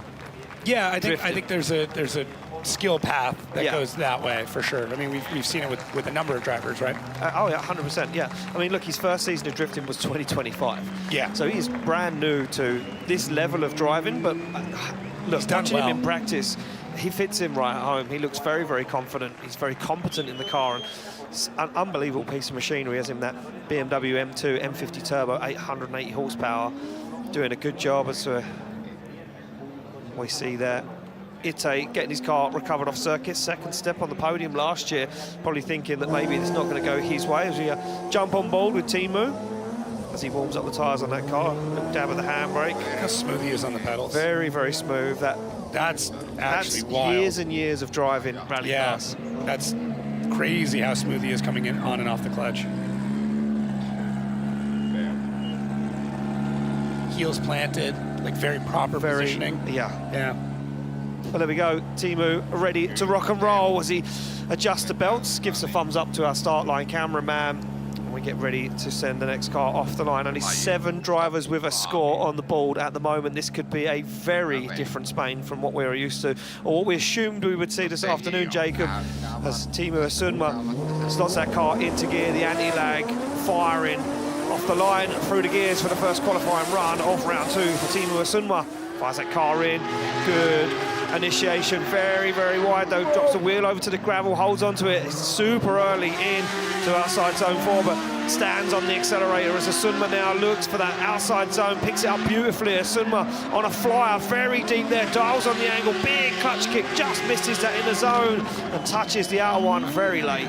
Definitely going for that wide line. Yeah. I may have held my breath just a little bit before I got into 4, because as much as I want everybody to push the limits as much as they possibly can. I don't want to see any more drivers be sequestered off to the gravel pit, but it's a really good job through this section. Catches that little bit understeer, isn't able to get all the way out, but then does a really good job. I was liking the way he was trying to really throw a ton of angle at things, use the curbing correctly. Ideally, you don't want to be on the curb at all, but I think it's right through here. Look at big swing out, a little bit late on the transition, but does make it look quite smooth coming through, and you can really tell what this is like. So he's on the left foot brake. You can barely see it there in the bottom left-hand corner. Just working that left foot brake to try and keep that car at angle, keep the wheels spinning, and just blowing up the car a little bit. Left foot braking doesn't pull a lot of speed out. No, it just helps you extend, moves the back of the car, or keeps the back of the car where you want it to be. Or you can extend the car backwards into a zone. You can also extend a zone on the left foot brake. Push you longer. You're effectively increasing the arc, the radius of the arc, which all the tracks are laid out to be on perfect arcs in circles. So that's what the qualifying line is. 77 drops in for Teemu Asunma. And doing an incredible job there in that BMW. Go back on the line to a brand new build for 2026 is, of course, Kevin Pascolti from Hungary in this Toyota GR86 2JZ 800 horsepower, taking the swap over from his BMW E92 V8 supercharged car to this for this season. Fires that car in, stands on the throttle. This car's such a nice, unique sound. Screams as he gets up to the throttle. As Pascolti now goes a little wide, keeps a hold of it though, dials on the angle. Oh, and a little wobble there through inner 5. Big angle as he comes round and down the hill. As Pascolti stands on the accelerator, just can't find that final outside zone. Yeah, drivers are really trying a lot of different things here, which is interesting. I thought they would be maybe a little bit more dialed coming off of practice and kind of locked into exactly what it is they're looking to do, but I feel like everybody's trying something different. I don't know, it's strange. I can't tell if it's track conditions or what's going on. It's weird. It's like it is weird. Gone away after the break between the 2 practice sessions this morning. They've changed setups on the car maybe, or they've just changed how they're going to drive that qualifying line. Maybe they're looking for more of those style points. Yeah, maybe. That's what it felt like here. That's what Yves Meyer was chatting to us about earlier. Yeah. He's like, how do I get more style points? I'm like, you're asking the wrong people. Yeah. We're impressed by any drifted. Yeah, that could be the case here. I mean, we talk so much about line, but we've seen drivers, sacrifice parts of zones or whole zones to get big angle, big style. So, if you're only going to lose 6 points or whatever, missing a zone, but you can pick it up in style, maybe it's worth it. I don't know. It's a weird gamble, but if it pays off, it pays off. Yeah, potentially can be. So we are waiting for that score to drop in. There we go, a 78.2 from Kevin Pascolti, and he'll be very happy with that for that first qualifying run. As we see more scores dropping in now, we go back on the line to Dave Egan from Ireland, a 2JZ Toyota Supra, 925 horsepower. Look at that, focused as Egan stares down the barrel of the circuit, through the gears, clutch kicks that Supra to angle. Said he was feeling super confident earlier on. Kept his cool by the looks of things at the moment, goes very wide, but holds onto it. Egan stands on the throttle, he's going to go wide once again, just about keeps a hold of it, but he's pushed him wide for inner 5. Gets himself back on that qualifying line now as Egan stands on the accelerator. up and wide and across the line. It's a run in the bag, but he won't be happy with that. And you can see, look at his little bit of dejection there from Egan. He knows he made a mistake. Yeah, definitely that bit of a head thing, or head nod there and disappointment. I was going to call him Dave the Save Egan because I thought it was all over. That was a big save. You were making noises. I was full clench. Oh, that was a wheel in the gravel. Oh man, you lifted the whole wheel off. Yeah, it is sketchy. There's not many tracks we get into where you've got that big gravel trap, but I mean, look at the level of concern on Dave's face, and rightfully so. Right here, there it is. Yeah. I think he did a bit of a fit. Look at the fan. The fan, hands on the head, like, no, not another one. That is a correct response. Yeah, it certainly was. Now, obviously, that means that coming through, he's going to miss that inside clip, but the rest of it does look pretty good for Dave, and I think this is a testament to him growing as a driver, is that he didn't panic, he didn't throw away the rest of the run, he just went back at it. So yeah. There's a lot of stones out there. There's a lot of gravel out there on Turkey at the moment. You can see the debris. I think on that very super wide line, that's in a 5 there, so that you can see where Dave was super wide onto the marbles, as we like to call it, those bits of shredded tyre. 67.7 for Dave Egan will be a score on the board at the moment. And I mean, look, I'm not even going to try and guesstimate a top 32 knockout score because of the way things are sitting at the moment. Who knows where we're going to be sitting after these drivers have got first run in the bag. Clint Van Oort comes off the line, Nissan 200SX, 2JZ 900 horsepower S14A. Screams through the gears. Clint Van Oort said he's feeling super confident this weekend. The man from the Netherlands with big style, big aggression, big angle, big flair, fires in, he's going very wide, Van Oort into the gravel, and it's another driver. Keep going. Will he get it out? He's trying his best to get that car off the gravel, and he does, as Glenn Van Oort gets a big cheer from the crowd. Fans love it. I want to know what has changed on circuit between practice and now, because outside zone 4 seems almost unattainable. I'm sure we'll get Becky down there in the paddock talking to one of these drivers to find out what is going on between the transition between 3 and 4, because it seems like nothing has changed in their driving style, but maybe something has changed on track. And look, there has been oil down. We know that. It could just be the oil down. I don't know though. Like it's you see where the oil patch was. It's going to be kind near of the front of the line, car. Yeah. So I'm wondering if it's affecting the front wheels of the vehicle, where they're trying to patch up in a left foot brake, or.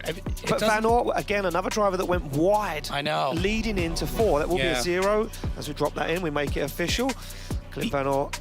The only thing I can think of is when they had the slow-mo shot at Dave, you saw how much heat was coming off the track. Yeah. The only thing I can think of is, like, maybe the wind has slowed down a little bit, the heat's intensified. I mean, I feel like the UV here is a little bit higher. It's hard to explain. The sun is very strong, even though it's not that hot, but I'm wondering if that is just greasing the track up, that we've gotten to a point where the temperature has made the track very, very greasy. It's the only thing I can think of. We go back down to line Juha Poitalasso from Finland, BMW 92 2JZ 900 horsepower. We call him the old Mark, the OG of Finnish drifting, because he's a man with tons of experience underneath his belt. What can he do as he tries to navigate this tricky circuit on the handbrake nice and early? And I mean, he has no issues getting into 4. Absolutely nails it as Poitalasso goes a little wide on outside zone 6, but then recovers, does big angle on as he comes up and down the hill, puts in a blinder of a qualifying run and across the line. Solid. Absolutely solid. And that throws everything out the window that we thought was wrong with the track. Yeah, it's... man. Because the front wheels there for Poitalasso are dead through that line. Yeah, it's right through that oily section. You can see it. He is on where that oil drop was. It looks good. Left foot brake holds through that section. His line's incredible. He's not making a ton of corrections. He actually throws a bunch more angle before getting into the last part of this track. Right through here. Look at this. Looks great. He is 90 to the track. So yeah, it's tough to say, because this looked like nothing was wrong. So either he's had the time to adapt, but I mean, Clint Van Oort would have had the time to adapt as well. I don't know. I really don't know. Hopefully we can get Becky down to give us a bit more info. There he is. He is a steely driver. I could have been a little bit deeper to that inside clip, but I was even trying to think, like, is it something to do with the different chassis, the different tires, or what it is, but there's no real common denominator that I picked up. Look at the line on his front tire from picking up all of it. It's like a perfect crazy line. Yeah. I was watching the cars earlier as they were coming back in from a run. An 86.7 drops in for Juha Poitalasso. We'll be very happy with that top of the pot at the moment, sitting in first place in qualifying as we move it back to the start line to Jarkko Jula, the wild card that now sits as a resident here at Driftmasters.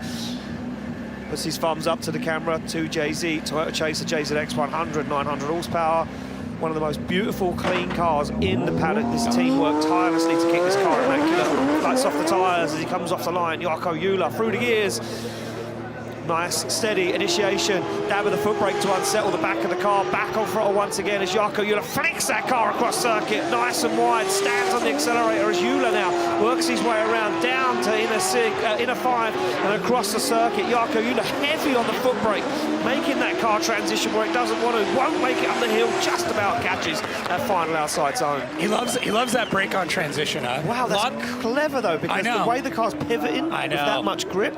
It's really smart. A lot of drivers you'll see will grab the handbrake, locking up the rear. For Jarkko Jula, when he transitions, he will stab the front brake and get the car to transition around it. And it's really, really smart to do it. There's some downsides to it. It means your transition is going to be really quick, and it means you might come up short in a few spots. But if you get the timing right, it looks good. And yeah, I mean, he's dragging a lot of left foot brake through it. You'll see it right through here. Watch the front. See it dip down? Yeah. Unbelievable. Now, it does disrupt the suspension just a little bit. You'll see that front left wheel kind of wiggle a bit. So maybe some of the bump steer needs to be adjusted in that, but we're getting real deep into the technical on that one.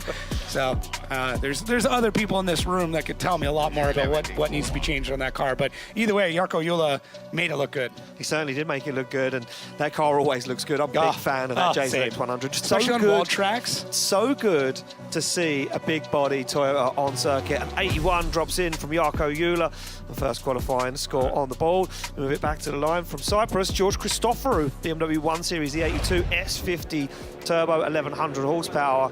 George Christoforou unfortunately not making it through to competition at round 1. Looking, fingers crossed. Must be listening to us, Jacob, that's for sure. Sorry, dude. Green light off. And through the gears goes George Christoforou. Unsettles that car.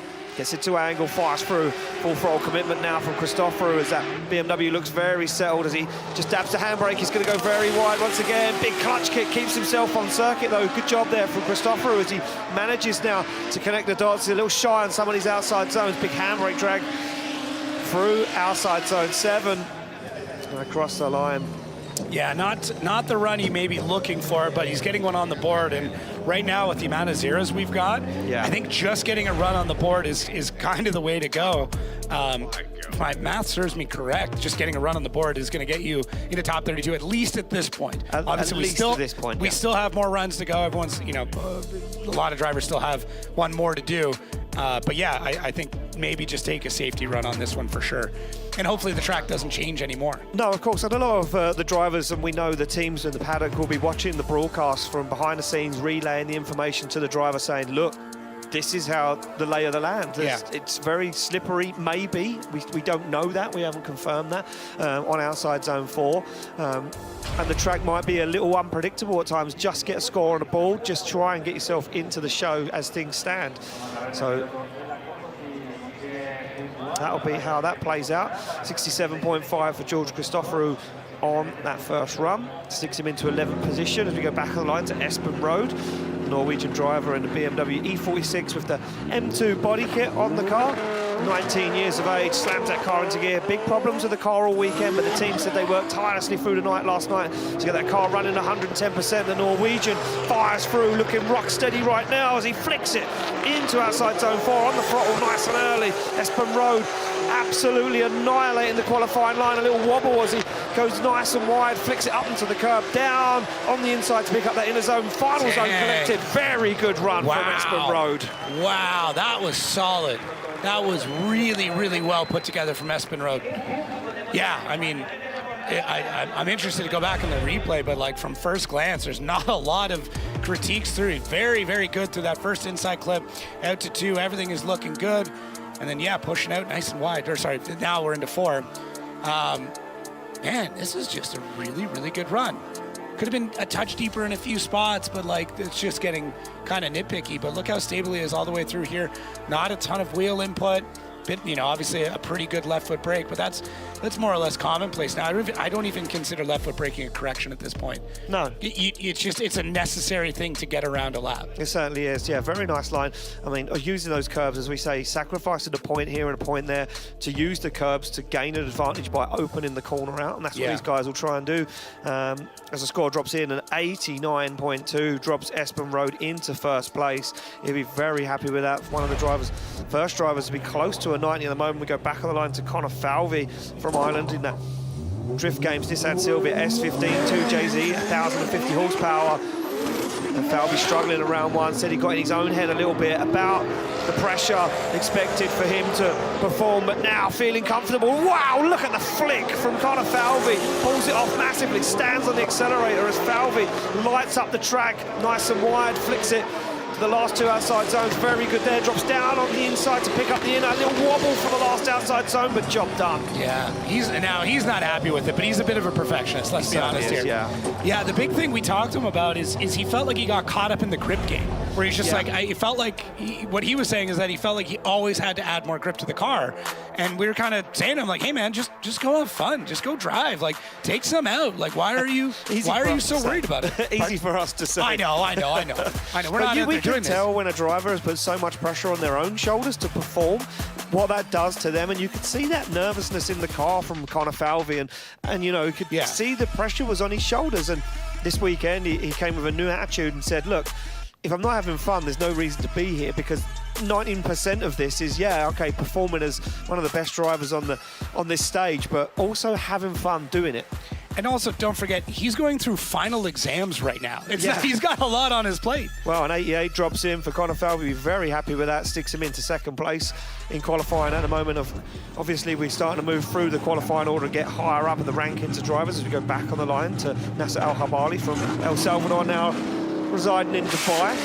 Nissan 400Z comes off the line, supercharged, V8 LS underneath the bonnet, 1,000 horsepower, flicks that car to angle. I've really seen a lot of Nasser Al-Habali this weekend, been keeping himself very, very quiet, but looking unbelievably controlled as always as young man makes his way around, dips that front end of that carbon Kevlar Z towards the cone.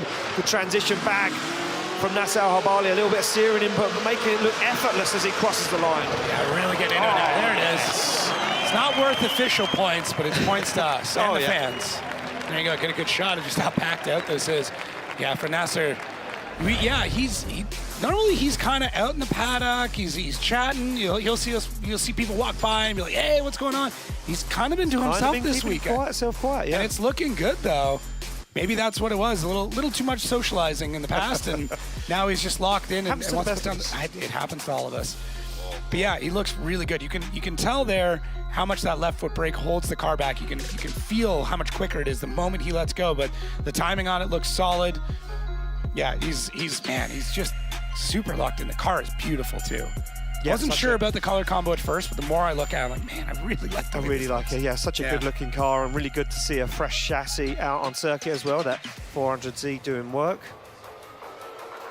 Yeah, I think the score is going to reflect this for sure. Yes, certainly is. Score drops in, 85.7 for Nasser Al-Habali. Good to see the man from El Salvador with a score on the ball. We go back on the line to Jakub Kroll from Poland, piloting this S14.9 Nissan 200SX, full carbon Kevlar body, 2JZ, 920 horsepower. Been struggling a little bit of practice and not looking too confident. But off the line, what can he do in qualifying? The man that really saves it all for the show. Jakub Kroll fires that car, puts it right to the edge of the circuit for outside zone 3. Big transition back onto the handbrake. Look at this early on front. Whoa! Keeps it clean. Oh! Knew he was going wide, had to bail out of the run. Jakub Kroll just not really being in the zone this weekend.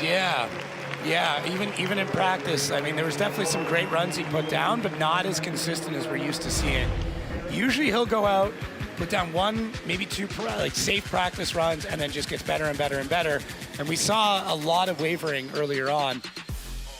Yeah, it's so hard to tell what is going on with these drivers. Yeah, certainly so. It is official. It will be a 0 on the board for Jakub Kroll. Yeah, trying to like handbrakes in the middle of the zone. I wonder if the car wanted to wash super wide, so dabbed the handbrake to try and control it. Car still didn't react, so he got out of it super early. We go on the line to Harry Kerr from Ireland.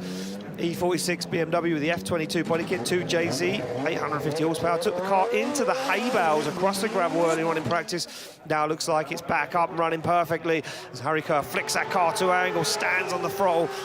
Harry Kerr looking very, very confident, pulling out some serious moves earlier on. Oh, loses a tailgate off the car, stands on the throttle, drops out of outside zone 4 a little early. Now picks back up on that qualifying line as Harry Kerr flicks it to the final outside zone coming up as he goes up the hill and across the line. Yeah, he lost a bit of car there. Yeah. A little bit. Weight saving throughout the run. Tailgate, I don't know if that's an advantage or... I mean, trunk lid? Call it a tailgate? Tailgate, boot lid. Boot lid? Okay. Tailgate's usually on a truck. Maybe it's an American thing. Either way, that part's gone. As soon as he gets on throttle, the car wants to drive forward. He doesn't get on the left foot brake early enough. There it is again. Doesn't get on the left foot brake early enough, or could have grabbed a bit of handbrake there to extend out. Outside of that one zone, though, the rest of this is looking pretty solid. Now, he's going to be thinking a lot about that zone for sure.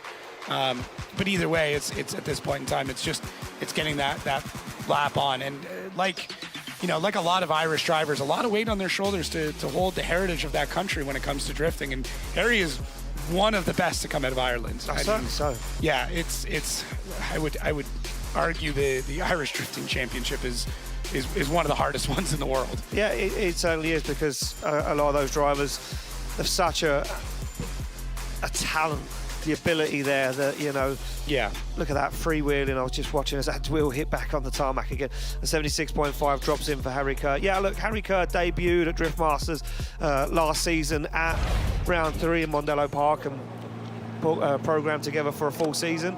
As we go back on the line, David Sposser slides the window closed, doesn't even look at the camera. The man from Poland, San Silvia.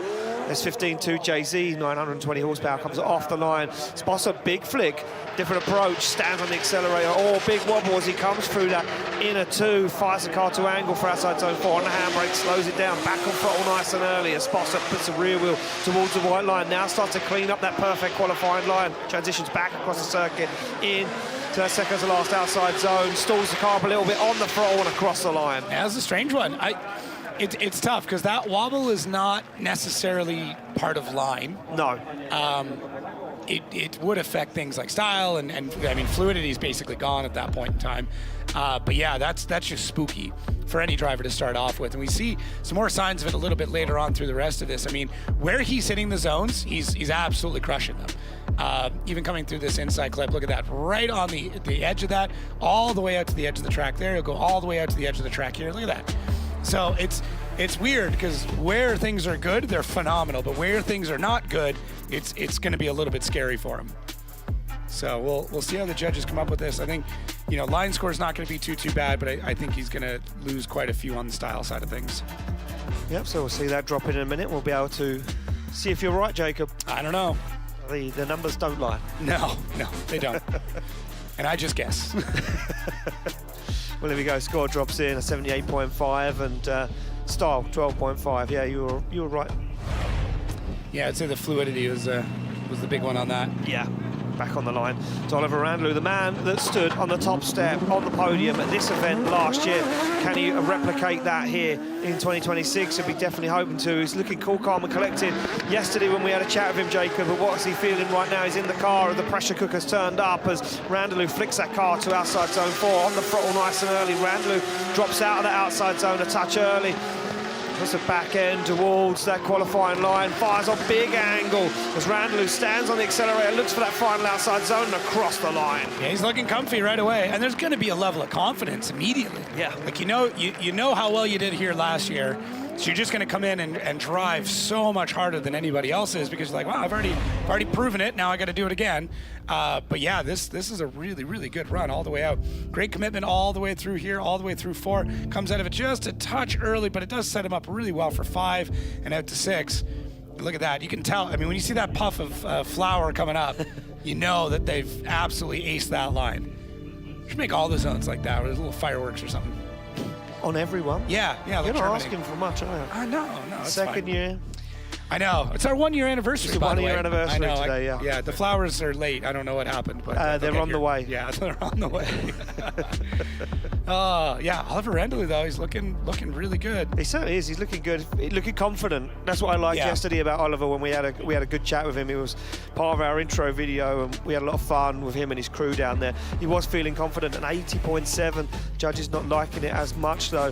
I'm trying to see where he lost out there. Missed the score breakdown, but trying to see where he lost out. We go back on the line. Simon Olsen from Norway. S14.92 JZ, 1130 horsepower. The man crewing with James Dean this year for a full season. Comes off the line through the gears, removed the spoiler after practice, maybe to lose a little bit of that downforce as he fires that car now in to outside zone 4. You see that front bumper dip down as he slams on the foot brake, now back on the accelerator again. And Simon Olsen fires his car through the circuit here in Jarama as he puts it for the final outside zone across the line. Just that one inside zone is what eluded them, but outside of that, it was pretty rock solid for the young Norwegian. Get back to our replay here. Very calm. He's a quiet gent. Quiet gent. Yes. But yeah, look at this. Coming it through outside zone 4. Looks good. Adds in a bit more angle to try and fulfill that zone. The inside clip after that was pretty good, but it's just going to be the one. I believe it's zone 8 just before the end is the one. But great pedal work there. Very, very calm all the way through. This looks great. So he does a good job on this transition. A bunch of angle as he comes through, and we'll see it here. And then it's just going to be the inside zone where it didn't really come together for him. So he's just on the outside of it. Just, didn't drop a wheel onto it, and judges were looking for the wheel to go through that. The central white line is the key, and through that white line in the middle of those boxes on those inner zones. It's a clear indicator of where the judges want the front wheel to be, an 81.5 for Simon Olsen. As we drop back onto the line, Diogo Correia. A lot of Portuguese in the building this weekend. Look at this, pumped up, ready to go. Diogo Correia just not finding any form in the last couple of years here at Drift Masters as he slams on the throttle off the line through the gears. As Correia now flicks that BMW to angle, 900 horsepower, Mercedes-Benz M104 underneath the bonnet. Correia sets himself up beautiful for outside zone 4. This is very nice for Diogo Correia. A little sacrifice there on the outside zone. Now back onto it again as he drops down for the inner final outside zone and across the line. Very quick run too. Yeah, very felt fast. Speedy. A lot of grip in that car. Yeah, felt very, very speedy. But he handled it well. At no point did it. I mean, through outside zone 4, I thought maybe it was all going to be over for him, but he seemed to be able to wrangle that car on really, really well. Yeah, we see an on-board there of Jason Benet. I was just going to say, I'm like, wait a minute, I didn't think Correia went with a white driver suit. That's a Benet suit. Yeah, through outside zone 4, this looks really, really good. He's got that outside tire. He's got it all the way on the edge of the track. And unfortunately, gets caught up just a little bit on the inside. And that means the line's off just a bit. So as Ian said, that central line is what they're aiming for. That's where you're going to get the maximum amount of points. But yeah, very, very quick. I think drivers are going to have a tough time chasing that kind of level of speed.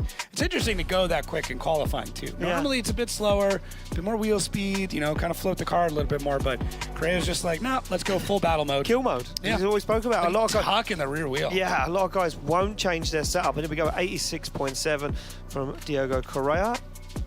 Drops him into 3rd place at the moment as we see a glimpse of this man a moment ago warming up tyres. It is, of course, all the way from France, Jason Benet, 2JZ Subaru BRZ, 950 horsepower, thumbs up. Very nice gentleman outside of the car. Not so nice inside the car. Absolute kill mode, beast mode engaged for Jason Benet as he absolutely hammers that car to initiation. Benet, very wide line, fires that car at big angle as he suspension picks up as he stands back on the throttle again. Benet down on the inside, back up across. This is super fast from Jason Benet. Big angle on the outside zone, misses the inner for the final outside zone and across the line. Oh, man, a lot of drivers struggle with that inner. Hooked up. Yes, very, very much so. Super, super calm back there, though. Yeah, right through the gate. I mean, really quick, snappy initiation. I like that. I mean, floating the car all the way out can look really, really fun, and it's exciting. The downside with it is you can lose a lot of speed that way. And really, the beginning of this run, the name of the game is just going to be as much speed as you can possibly get. How many drivers are left foot braking before they go in there? That was all 4 brakes locked at one point there going into that zone. Yeah, made it look all right, though. Oh yeah, look at that. He is Locked up. pushed into the seat too. And then looking super far ahead as well into the next zone. Does a great job. Head movement is key there. Good transition out. He's going to know. Yeah, he's going to know immediately. He knew he missed that inner and hand off the steering wheel. He's like, He knew that was a good run to that point, though. That was a little more Italian than French, but he knew immediately. That was unbelievable. Score drops in at 87 for Jason Benet. As we say, real nice guy outside the car. But when the visor's down or when the helmet's on, absolute beast inside the car. He's a driver I need to spend a bit more time with. Yeah, he's a good guy. I spent a lot of time with him. Benediktas Čurba on the line now from Lithuania, Vilnius. BMW G42, 2JZ 900 horsepower. And the man that shows no emotion, but absolutely killer inside the car is this man, as Čurba now fires down. Look at that, almost trying to pick the front wheel up. This car looks so aggressive as Čurba stands on the accelerator right to the edge of the circuit. Čurba fulfilling all of the zones. Perfect qualifying line at the moment for Čurba. Dials on big angle, down on the inside, up to the wide line, across the line. Čurba is on an absolute heater right now. That is an insane run. Čurba, wow. It's fast. It had a ton of angle. It was all the way out to the edge of the track. This is going to be interesting when it comes to the score.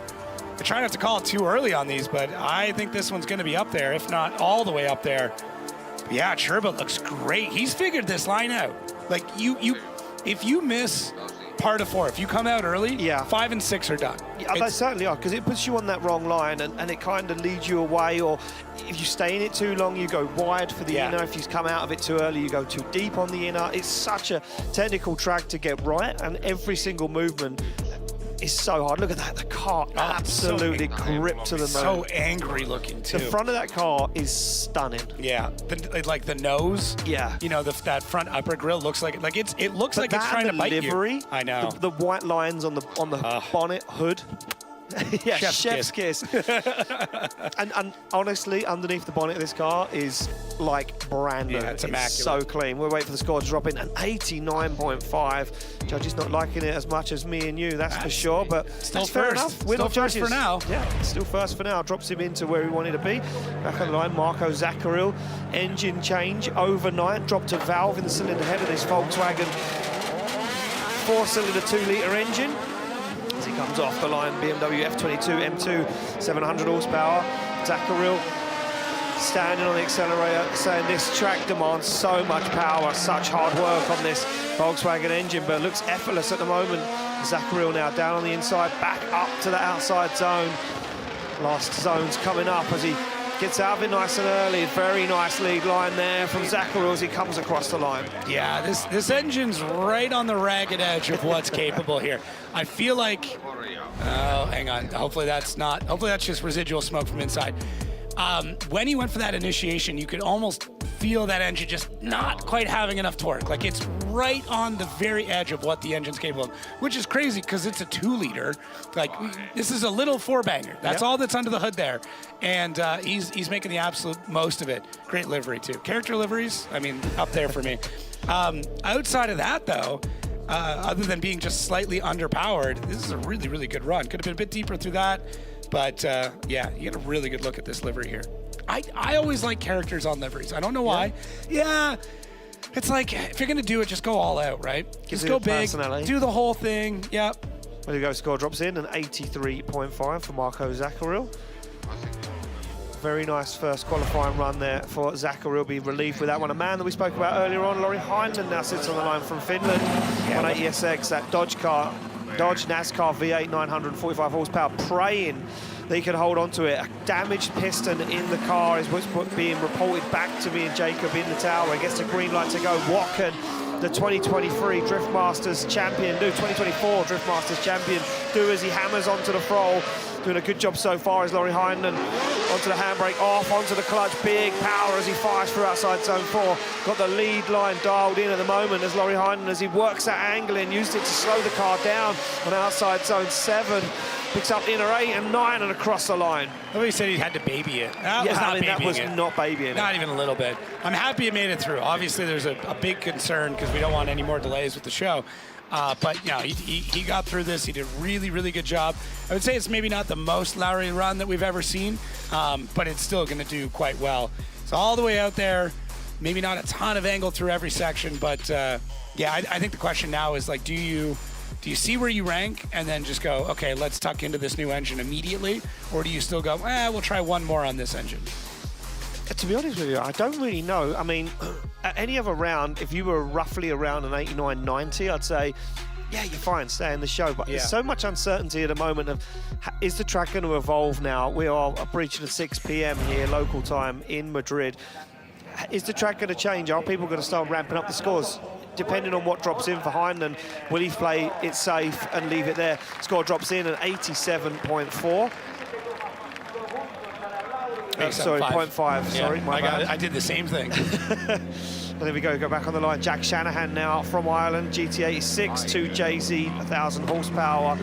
Shanahan finished 4th last year, and this round, as he hammers through the gears, Jack Shanahan looking down the track, flicks that car to angle, stands on the throttle. Nice job so far, a little wobble there as he comes to out of 3. On the handbrake nice and early. Shanahan slows that car down, he goes a little wide but keeps a hold of it. Shanahan picks up the inner and the outer in quick succession. Very nice line from Shanahan as he puts foot to floor, fires through the final outside zone and across the line.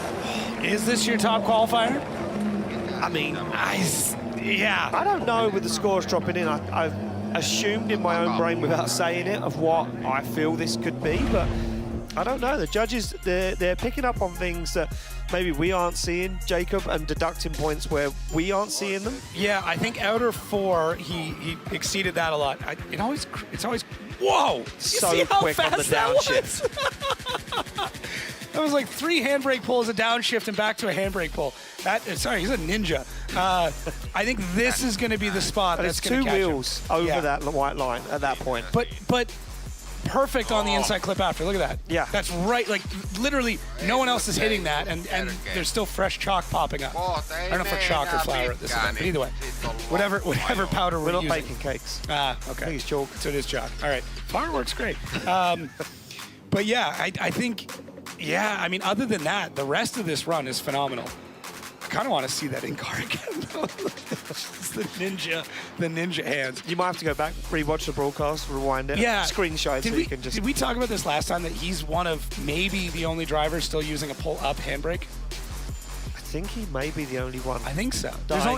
Actively know of. There we go, score drops in 89.7 for Jack Shanahan, drops him into first place at the moment, just superseding Benedictus Gerber. We go back on the line, things are starting to get heavy now as we go. Mika Keskikorpi from Finland, BMW F22 Eurofire S58 underneath the bonnet, 1,007 horsepower. Very specific. Very specific. He is finished after all as he comes off the line and through the gears. Mika Keskikorpi flicks that F22 right to angle as he now fires through first, second and third outside zones. Looking good so far from Keskikorpi, feeling very confident, a brand new man for 2026, feeling super confident, dialed in and into the zone as he really gets to grips with this new chassis, hammers on the throttle and across the line. That's good. I think the big thing with him is he seems to be much happier this year. So relaxed this year. Like, we turned up on Thursday, him and his crew in the paddock, having fun, shirts off, they were tanning. It was, I was like, where are we in the world at the moment? Yeah. Very nice job on that zone. Slowed the car down perfectly, got on throttle. Look at this, on throttle just as he gets in the zone. And that's what the judges want. Exactly, yeah. The judges, I think there's only one spot where you're allowed to decel coming into it, and that's going to be, what is it, 7? No, well, you're allowed to decel up into that point. Yep. But in 7, right here, decel before and during, and you're allowed a little bit. A little bit. Yeah. I think they're allowing like 50 centimeters of decel in the zone. It's not a lot, but yeah, he does such a good job. It's like he knows, like, okay, we're in the zone now and back on throttle. Yeah, exactly. Very good job. Yeah, a completely different mindset from Mika Keskikorpi in 2026, as we say. We joke about it quite a bit. Back looking good, and the first man in the 90s as Mika Keskikorpi puts a 90.5 on the board, and rightly so. What a lead line. And the only thing splitting him and Jack Shanahan was he kept 2 wheels in outside zone 4. We go back on the line, Jakub Brzezgonski from Poland, Toyota GR86B 58,900 horsepower.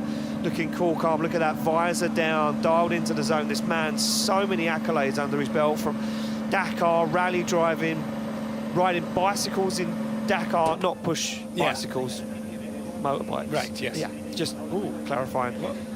was happening there. Yeah, I'm not sure what was happening there for Jakob Kroll. Getting the radio going. Yeah, maybe getting the radio going. Just one last radio check to him and his spotter before he leaves the line. I saw it turning it. Usually, not a lot of things that happen on a dial. It's usually kind of like an on-off thing, so that was my only concern. And there he goes. Looks like we are ready to rock and roll. He gets told to look for the green light. As Jakob Puszkolski, Kuba comes off the line, slams through the gears. Look at that, very dialed, very in the moment. The front bumper flexes up onto the front wheel, fires through. Look at this, outside zone 4 on the handbrake, back on throttle. As Puszkolski so clinical and clean as he comes down on the inside of the circuit, back out nice and wide for the outside zone. Looking very good for Puszkolski at the moment. Picks up the inner, final outside zone coming up and across the line. Another solid run. He's so dialed in the car, this guy. Yeah, very, very solid run. He's always going to have great lead lines. Like his line is always really, really good. The angle is usually okay. I think the only thing that's holding him back is just we want some more personality out there, man. Just sling that car and go for some big angle. Try for a nasty transition, but it's that just consistent, really good scores all the time. Yeah, same thing. I think he's too controlled to do that wild flare flick. Yeah. He's too in the zone, and we mention it quite a lot. He's always very calculated. Like, the lead lines are so trustworthy. Yeah. You know exactly what he's going to do, when he's going to do it. And I think, unfortunately, that's sometimes the downfall of Kuba Puszkolski in top 32 battles, because drivers have worked him out. They're like, oh, we know he's going to be absolutely planted the whole way through. He's not going to play any games. There's not going to be wild angle thrown on unless there's a mistake. And that really, unfortunately, is what I think has been stopping him from winning a championship. And look at this, as a 91.2 drops onto the ball for Jakob Puszkolski from Poland. So strong, looking so good. The man, that Red Bull Toyota GR86 going onto the line. HGK's very own Nicolas Bertans. Nick-Nack. The talk of practice. He was. Everybody was talking about his runs. Again. Yeah. Yeah, they certainly were. Through the gears, carbon Kevlar, BMW United 2. Wow, what a snap to angle from Nicolas Bertans. Looks like he's got that initiation dialed in. This car is hooked up to the nines. Big angle fired on, drops out of the outside zone a little early though. As Bertans now finds the edge of the circuit, flicks it back across, looks for the inner, drops that car down, but doesn't collect it. Final outside zone, gotten across the line. I just got to stop talking about drivers ahead of time because I'm jinxing it. But yeah, the big talk was honestly how fast he was. And he was doing, I would say, out of 5 runs, 2 of them he'd have a perfect line with absurd speed. And then every once in a while, well, the rest of them we would get something like this, where he's still very, very quick. He's still really, really aggressive, but he was coming out of the zones a bit early. You can see that through 4. He's about 3/4 of the way through, gets back on throttle. And listen, any HGK car is going to be insanely quick. Yeah. That wheel locked off the tarmac. Unbelievable.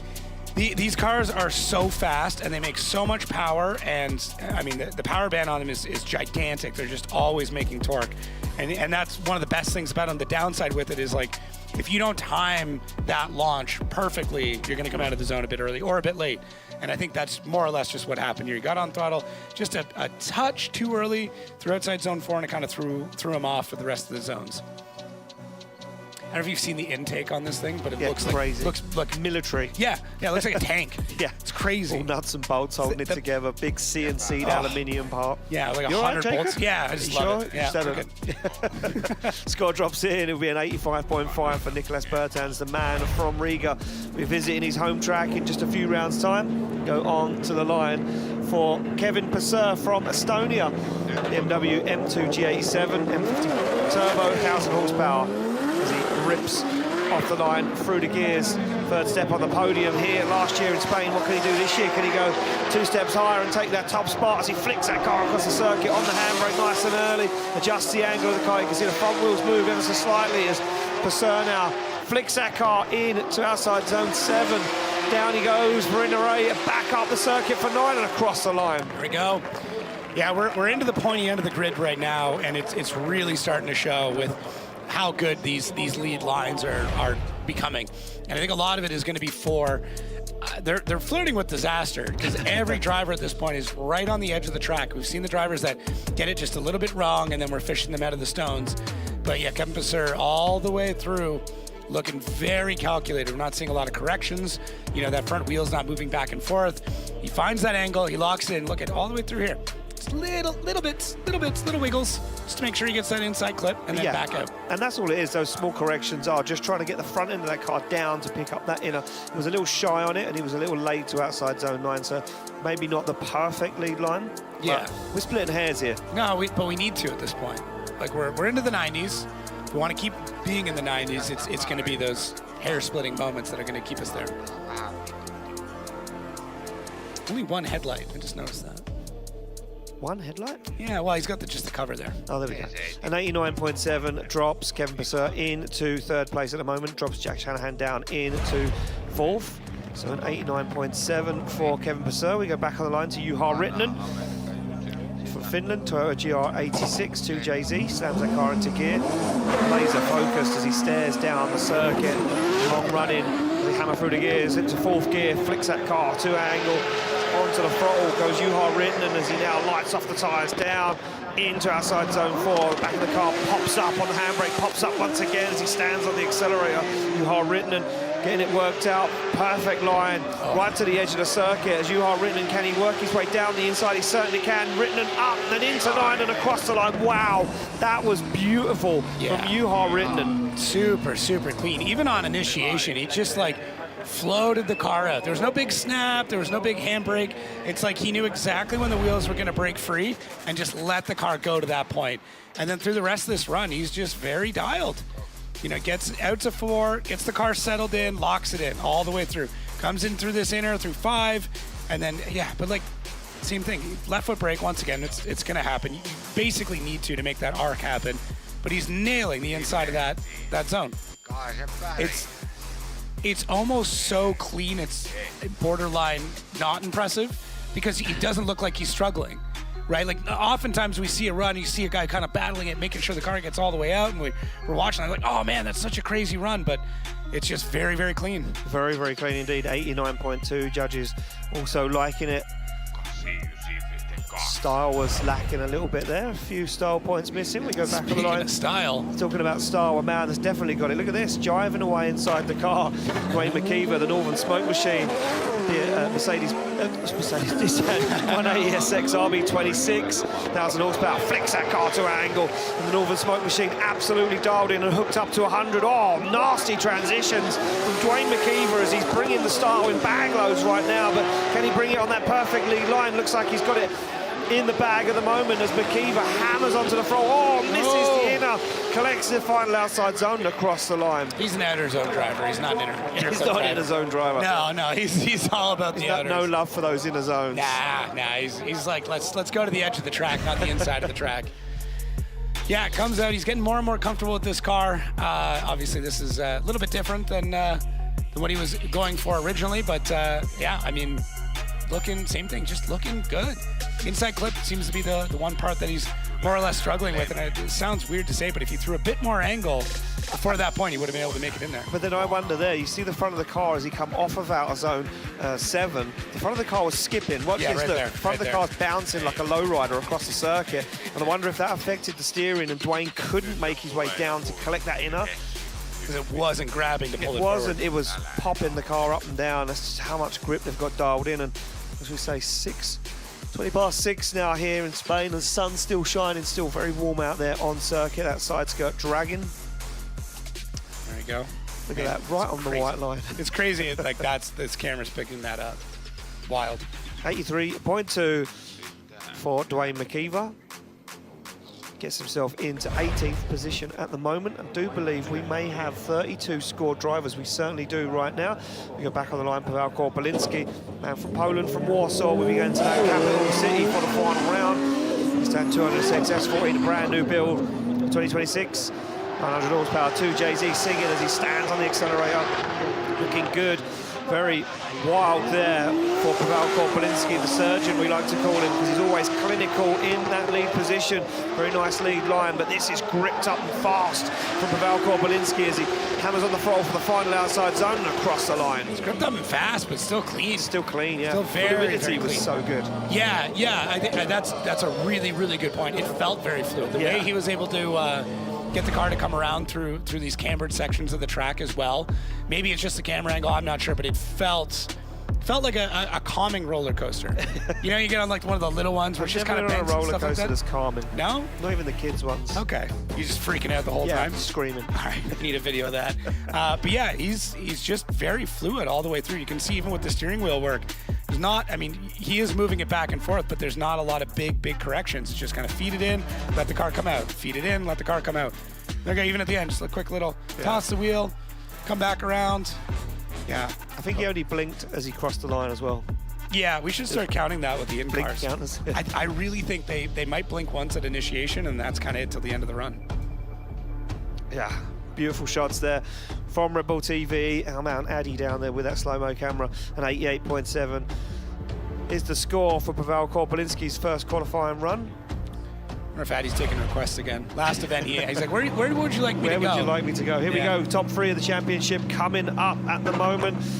Wieniec sits on the line in this Toyota A90 Super 2JZ, 1,000 horsepower. What can he do as he makes his way off the line? Big flick across the circuit of Wieniec, and it's beautiful at the moment. Wieniec now fires in to outside zone 4, stands on the throttle, fulfills all of outside zone 4, brings the nose of that Super down into that inner zone. Good transition back from Wieniec as he looks for that inner clip. He's got this track worked out 100% and across the line. That is absolutely textbook. Yeah. Do you expect anything else though? No. No. We saw this through practice. We see this anytime he touches the track. Basically, he's going to go out. He's going to find that perfect line, and he's going to run it all the way to the edge. There's maybe a few spots where he could be 2 to 3 centimeters deeper. But like, look at that. He's literally on the outside. Adds extra angle at the end of the zone, which I really like. Watch this. Right here. Adds in that extra angle, sets him up perfectly for the inside clip. Great line coming out. I do love the way that this track is set up with those insides. I'm normally a fan of just kind of all outside zones, but I think it keeps the momentum going through the track where you're not stalling out at any point in time. Piotr does a great job. A little bit of a left foot brake there to get the car to rotate around. I think that's a great example of how to use left foot brake to get a car to rotate as well. 100%, yeah, I totally agree. Such a nice drive there from Wieniec, and look at that, into 9, and there's a lot of drivers secret about that in driver's briefing about that final outside zone. Was it, could they enter the rear wheel in the backside of the box mid and then end at the upper edge of it? And that's exactly what Wieniec done. It'd be very tough to like be on the line all the way through. All the way through, box. especially from the inner. Yeah. It's kind of a unnatural line. Wow, a 93.7 for Wieniec. He sets the bar through the roof at the moment and asks the question to the rest of the drivers on the grid. What have you got if you want to be the best in town? You go back on the line to a man that could topple him in qualifying is, of course, the machine, James Deane, Ford Mustang RTR. 1,100 horsepower, comes off the line, fires that car right to the edge of the circuit. Deane on the throttle, that V8 screaming as Deane now flicks it to outside zone 4. Nice and deep, sets the car, drops it in to outside zone 4, uses the curb to his advantage. Big clutch kick once again as Deane goes to the edge of the circuit. Back on the handbrake, back on the throttle as Deane now replicates the same run for Wieniec and across the line. And even went longer. After I said it'd be very tough to do that last zone all the way through. He did it. Yeah. He was, I'm going to say he was inches higher. And that was all it was inches higher. Love you're using Imperial and I'm using metric. This is great. Great role reversal. Hey, we have to mix it up a little bit. I'm gonna throw more British slang into things. James Deane all the way through. I mean, look at this. Just perfect car control. I mean, he's the greatest of all time for a reason. Coming through the inside zones, the car is very planted. You can tell he kind of uses every zone to set up for the next one, right? As soon as he's in that zone, he's already looking at where he needs to be through the next part and getting the car ready for it. The transitions are very, very clean, very, very smooth, and we'll see here, hopefully in this last zone, maybe we'll see. I like how, like his grimace. face. Yeah, just grimace. like, yeah. There he goes. Do we get any sign of how he's feeling? Oh, this is going to be it here. Look at this. So early to get in that zone. So early. Well, there we go. A 97, ladies and gentlemen. A 97 for James Deane as he takes first place in qualifying at the moment. That's a masterclass. Yeah. Not surprised. 1 point off on angle, half a point off on style. And what was it? Yeah. A little bit Well, off this on was mine. earlier on today. Jack Shanahan's car in the paddock with the engine out and a fresh engine being assembled in the background. You could see the team working away. We did manage to get some shots in there just before qualifying went live, and Becky down there chatting to him, and here he is on the line ready to rock and roll. What an absolute task, what a team that Shanahan has behind him. The man that leads the championship at the moment would have been looking at the scores, but right now Shanahan will just want to get himself in the show. Slams through the gears in the Toyota GT86-2 JZ. It screams, is it going to be 110%? As Shanahan flicks it to outside zone 4, missed a second practice session. Shanahan pedals the car through outside zone 4, picks up the inner, back out to outside zone 6.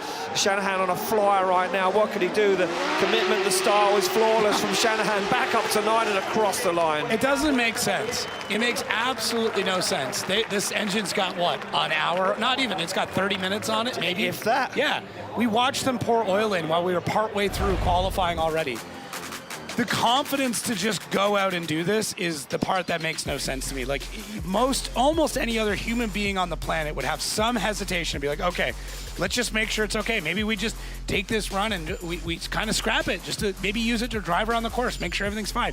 No, pure confidence in his team, goes out, throws down this insane run, fills all the zones, tons of angle, usual Shanahan style. Like, yeah, any other human being would be like, okay, we're going to take it easy. Let's just make sure that things are fine. I'm sure Lloyd, his tuner, is sitting there going like, we didn't even check the oil pressure. Like, what are you doing? Yeah, that alone, just to go 10 tenths around this lap is impressive to me. This certainly is impressive. Look at that. What a shot. That looks like an RC car. It does, Doesn't even look real.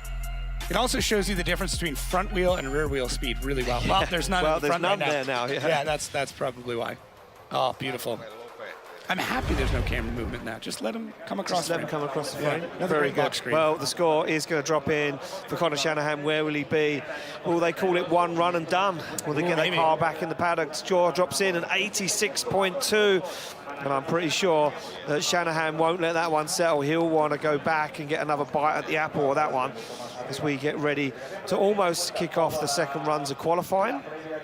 And this is how they stand at the moment. James Dean takes a top spot, but Jacob, walk us through it.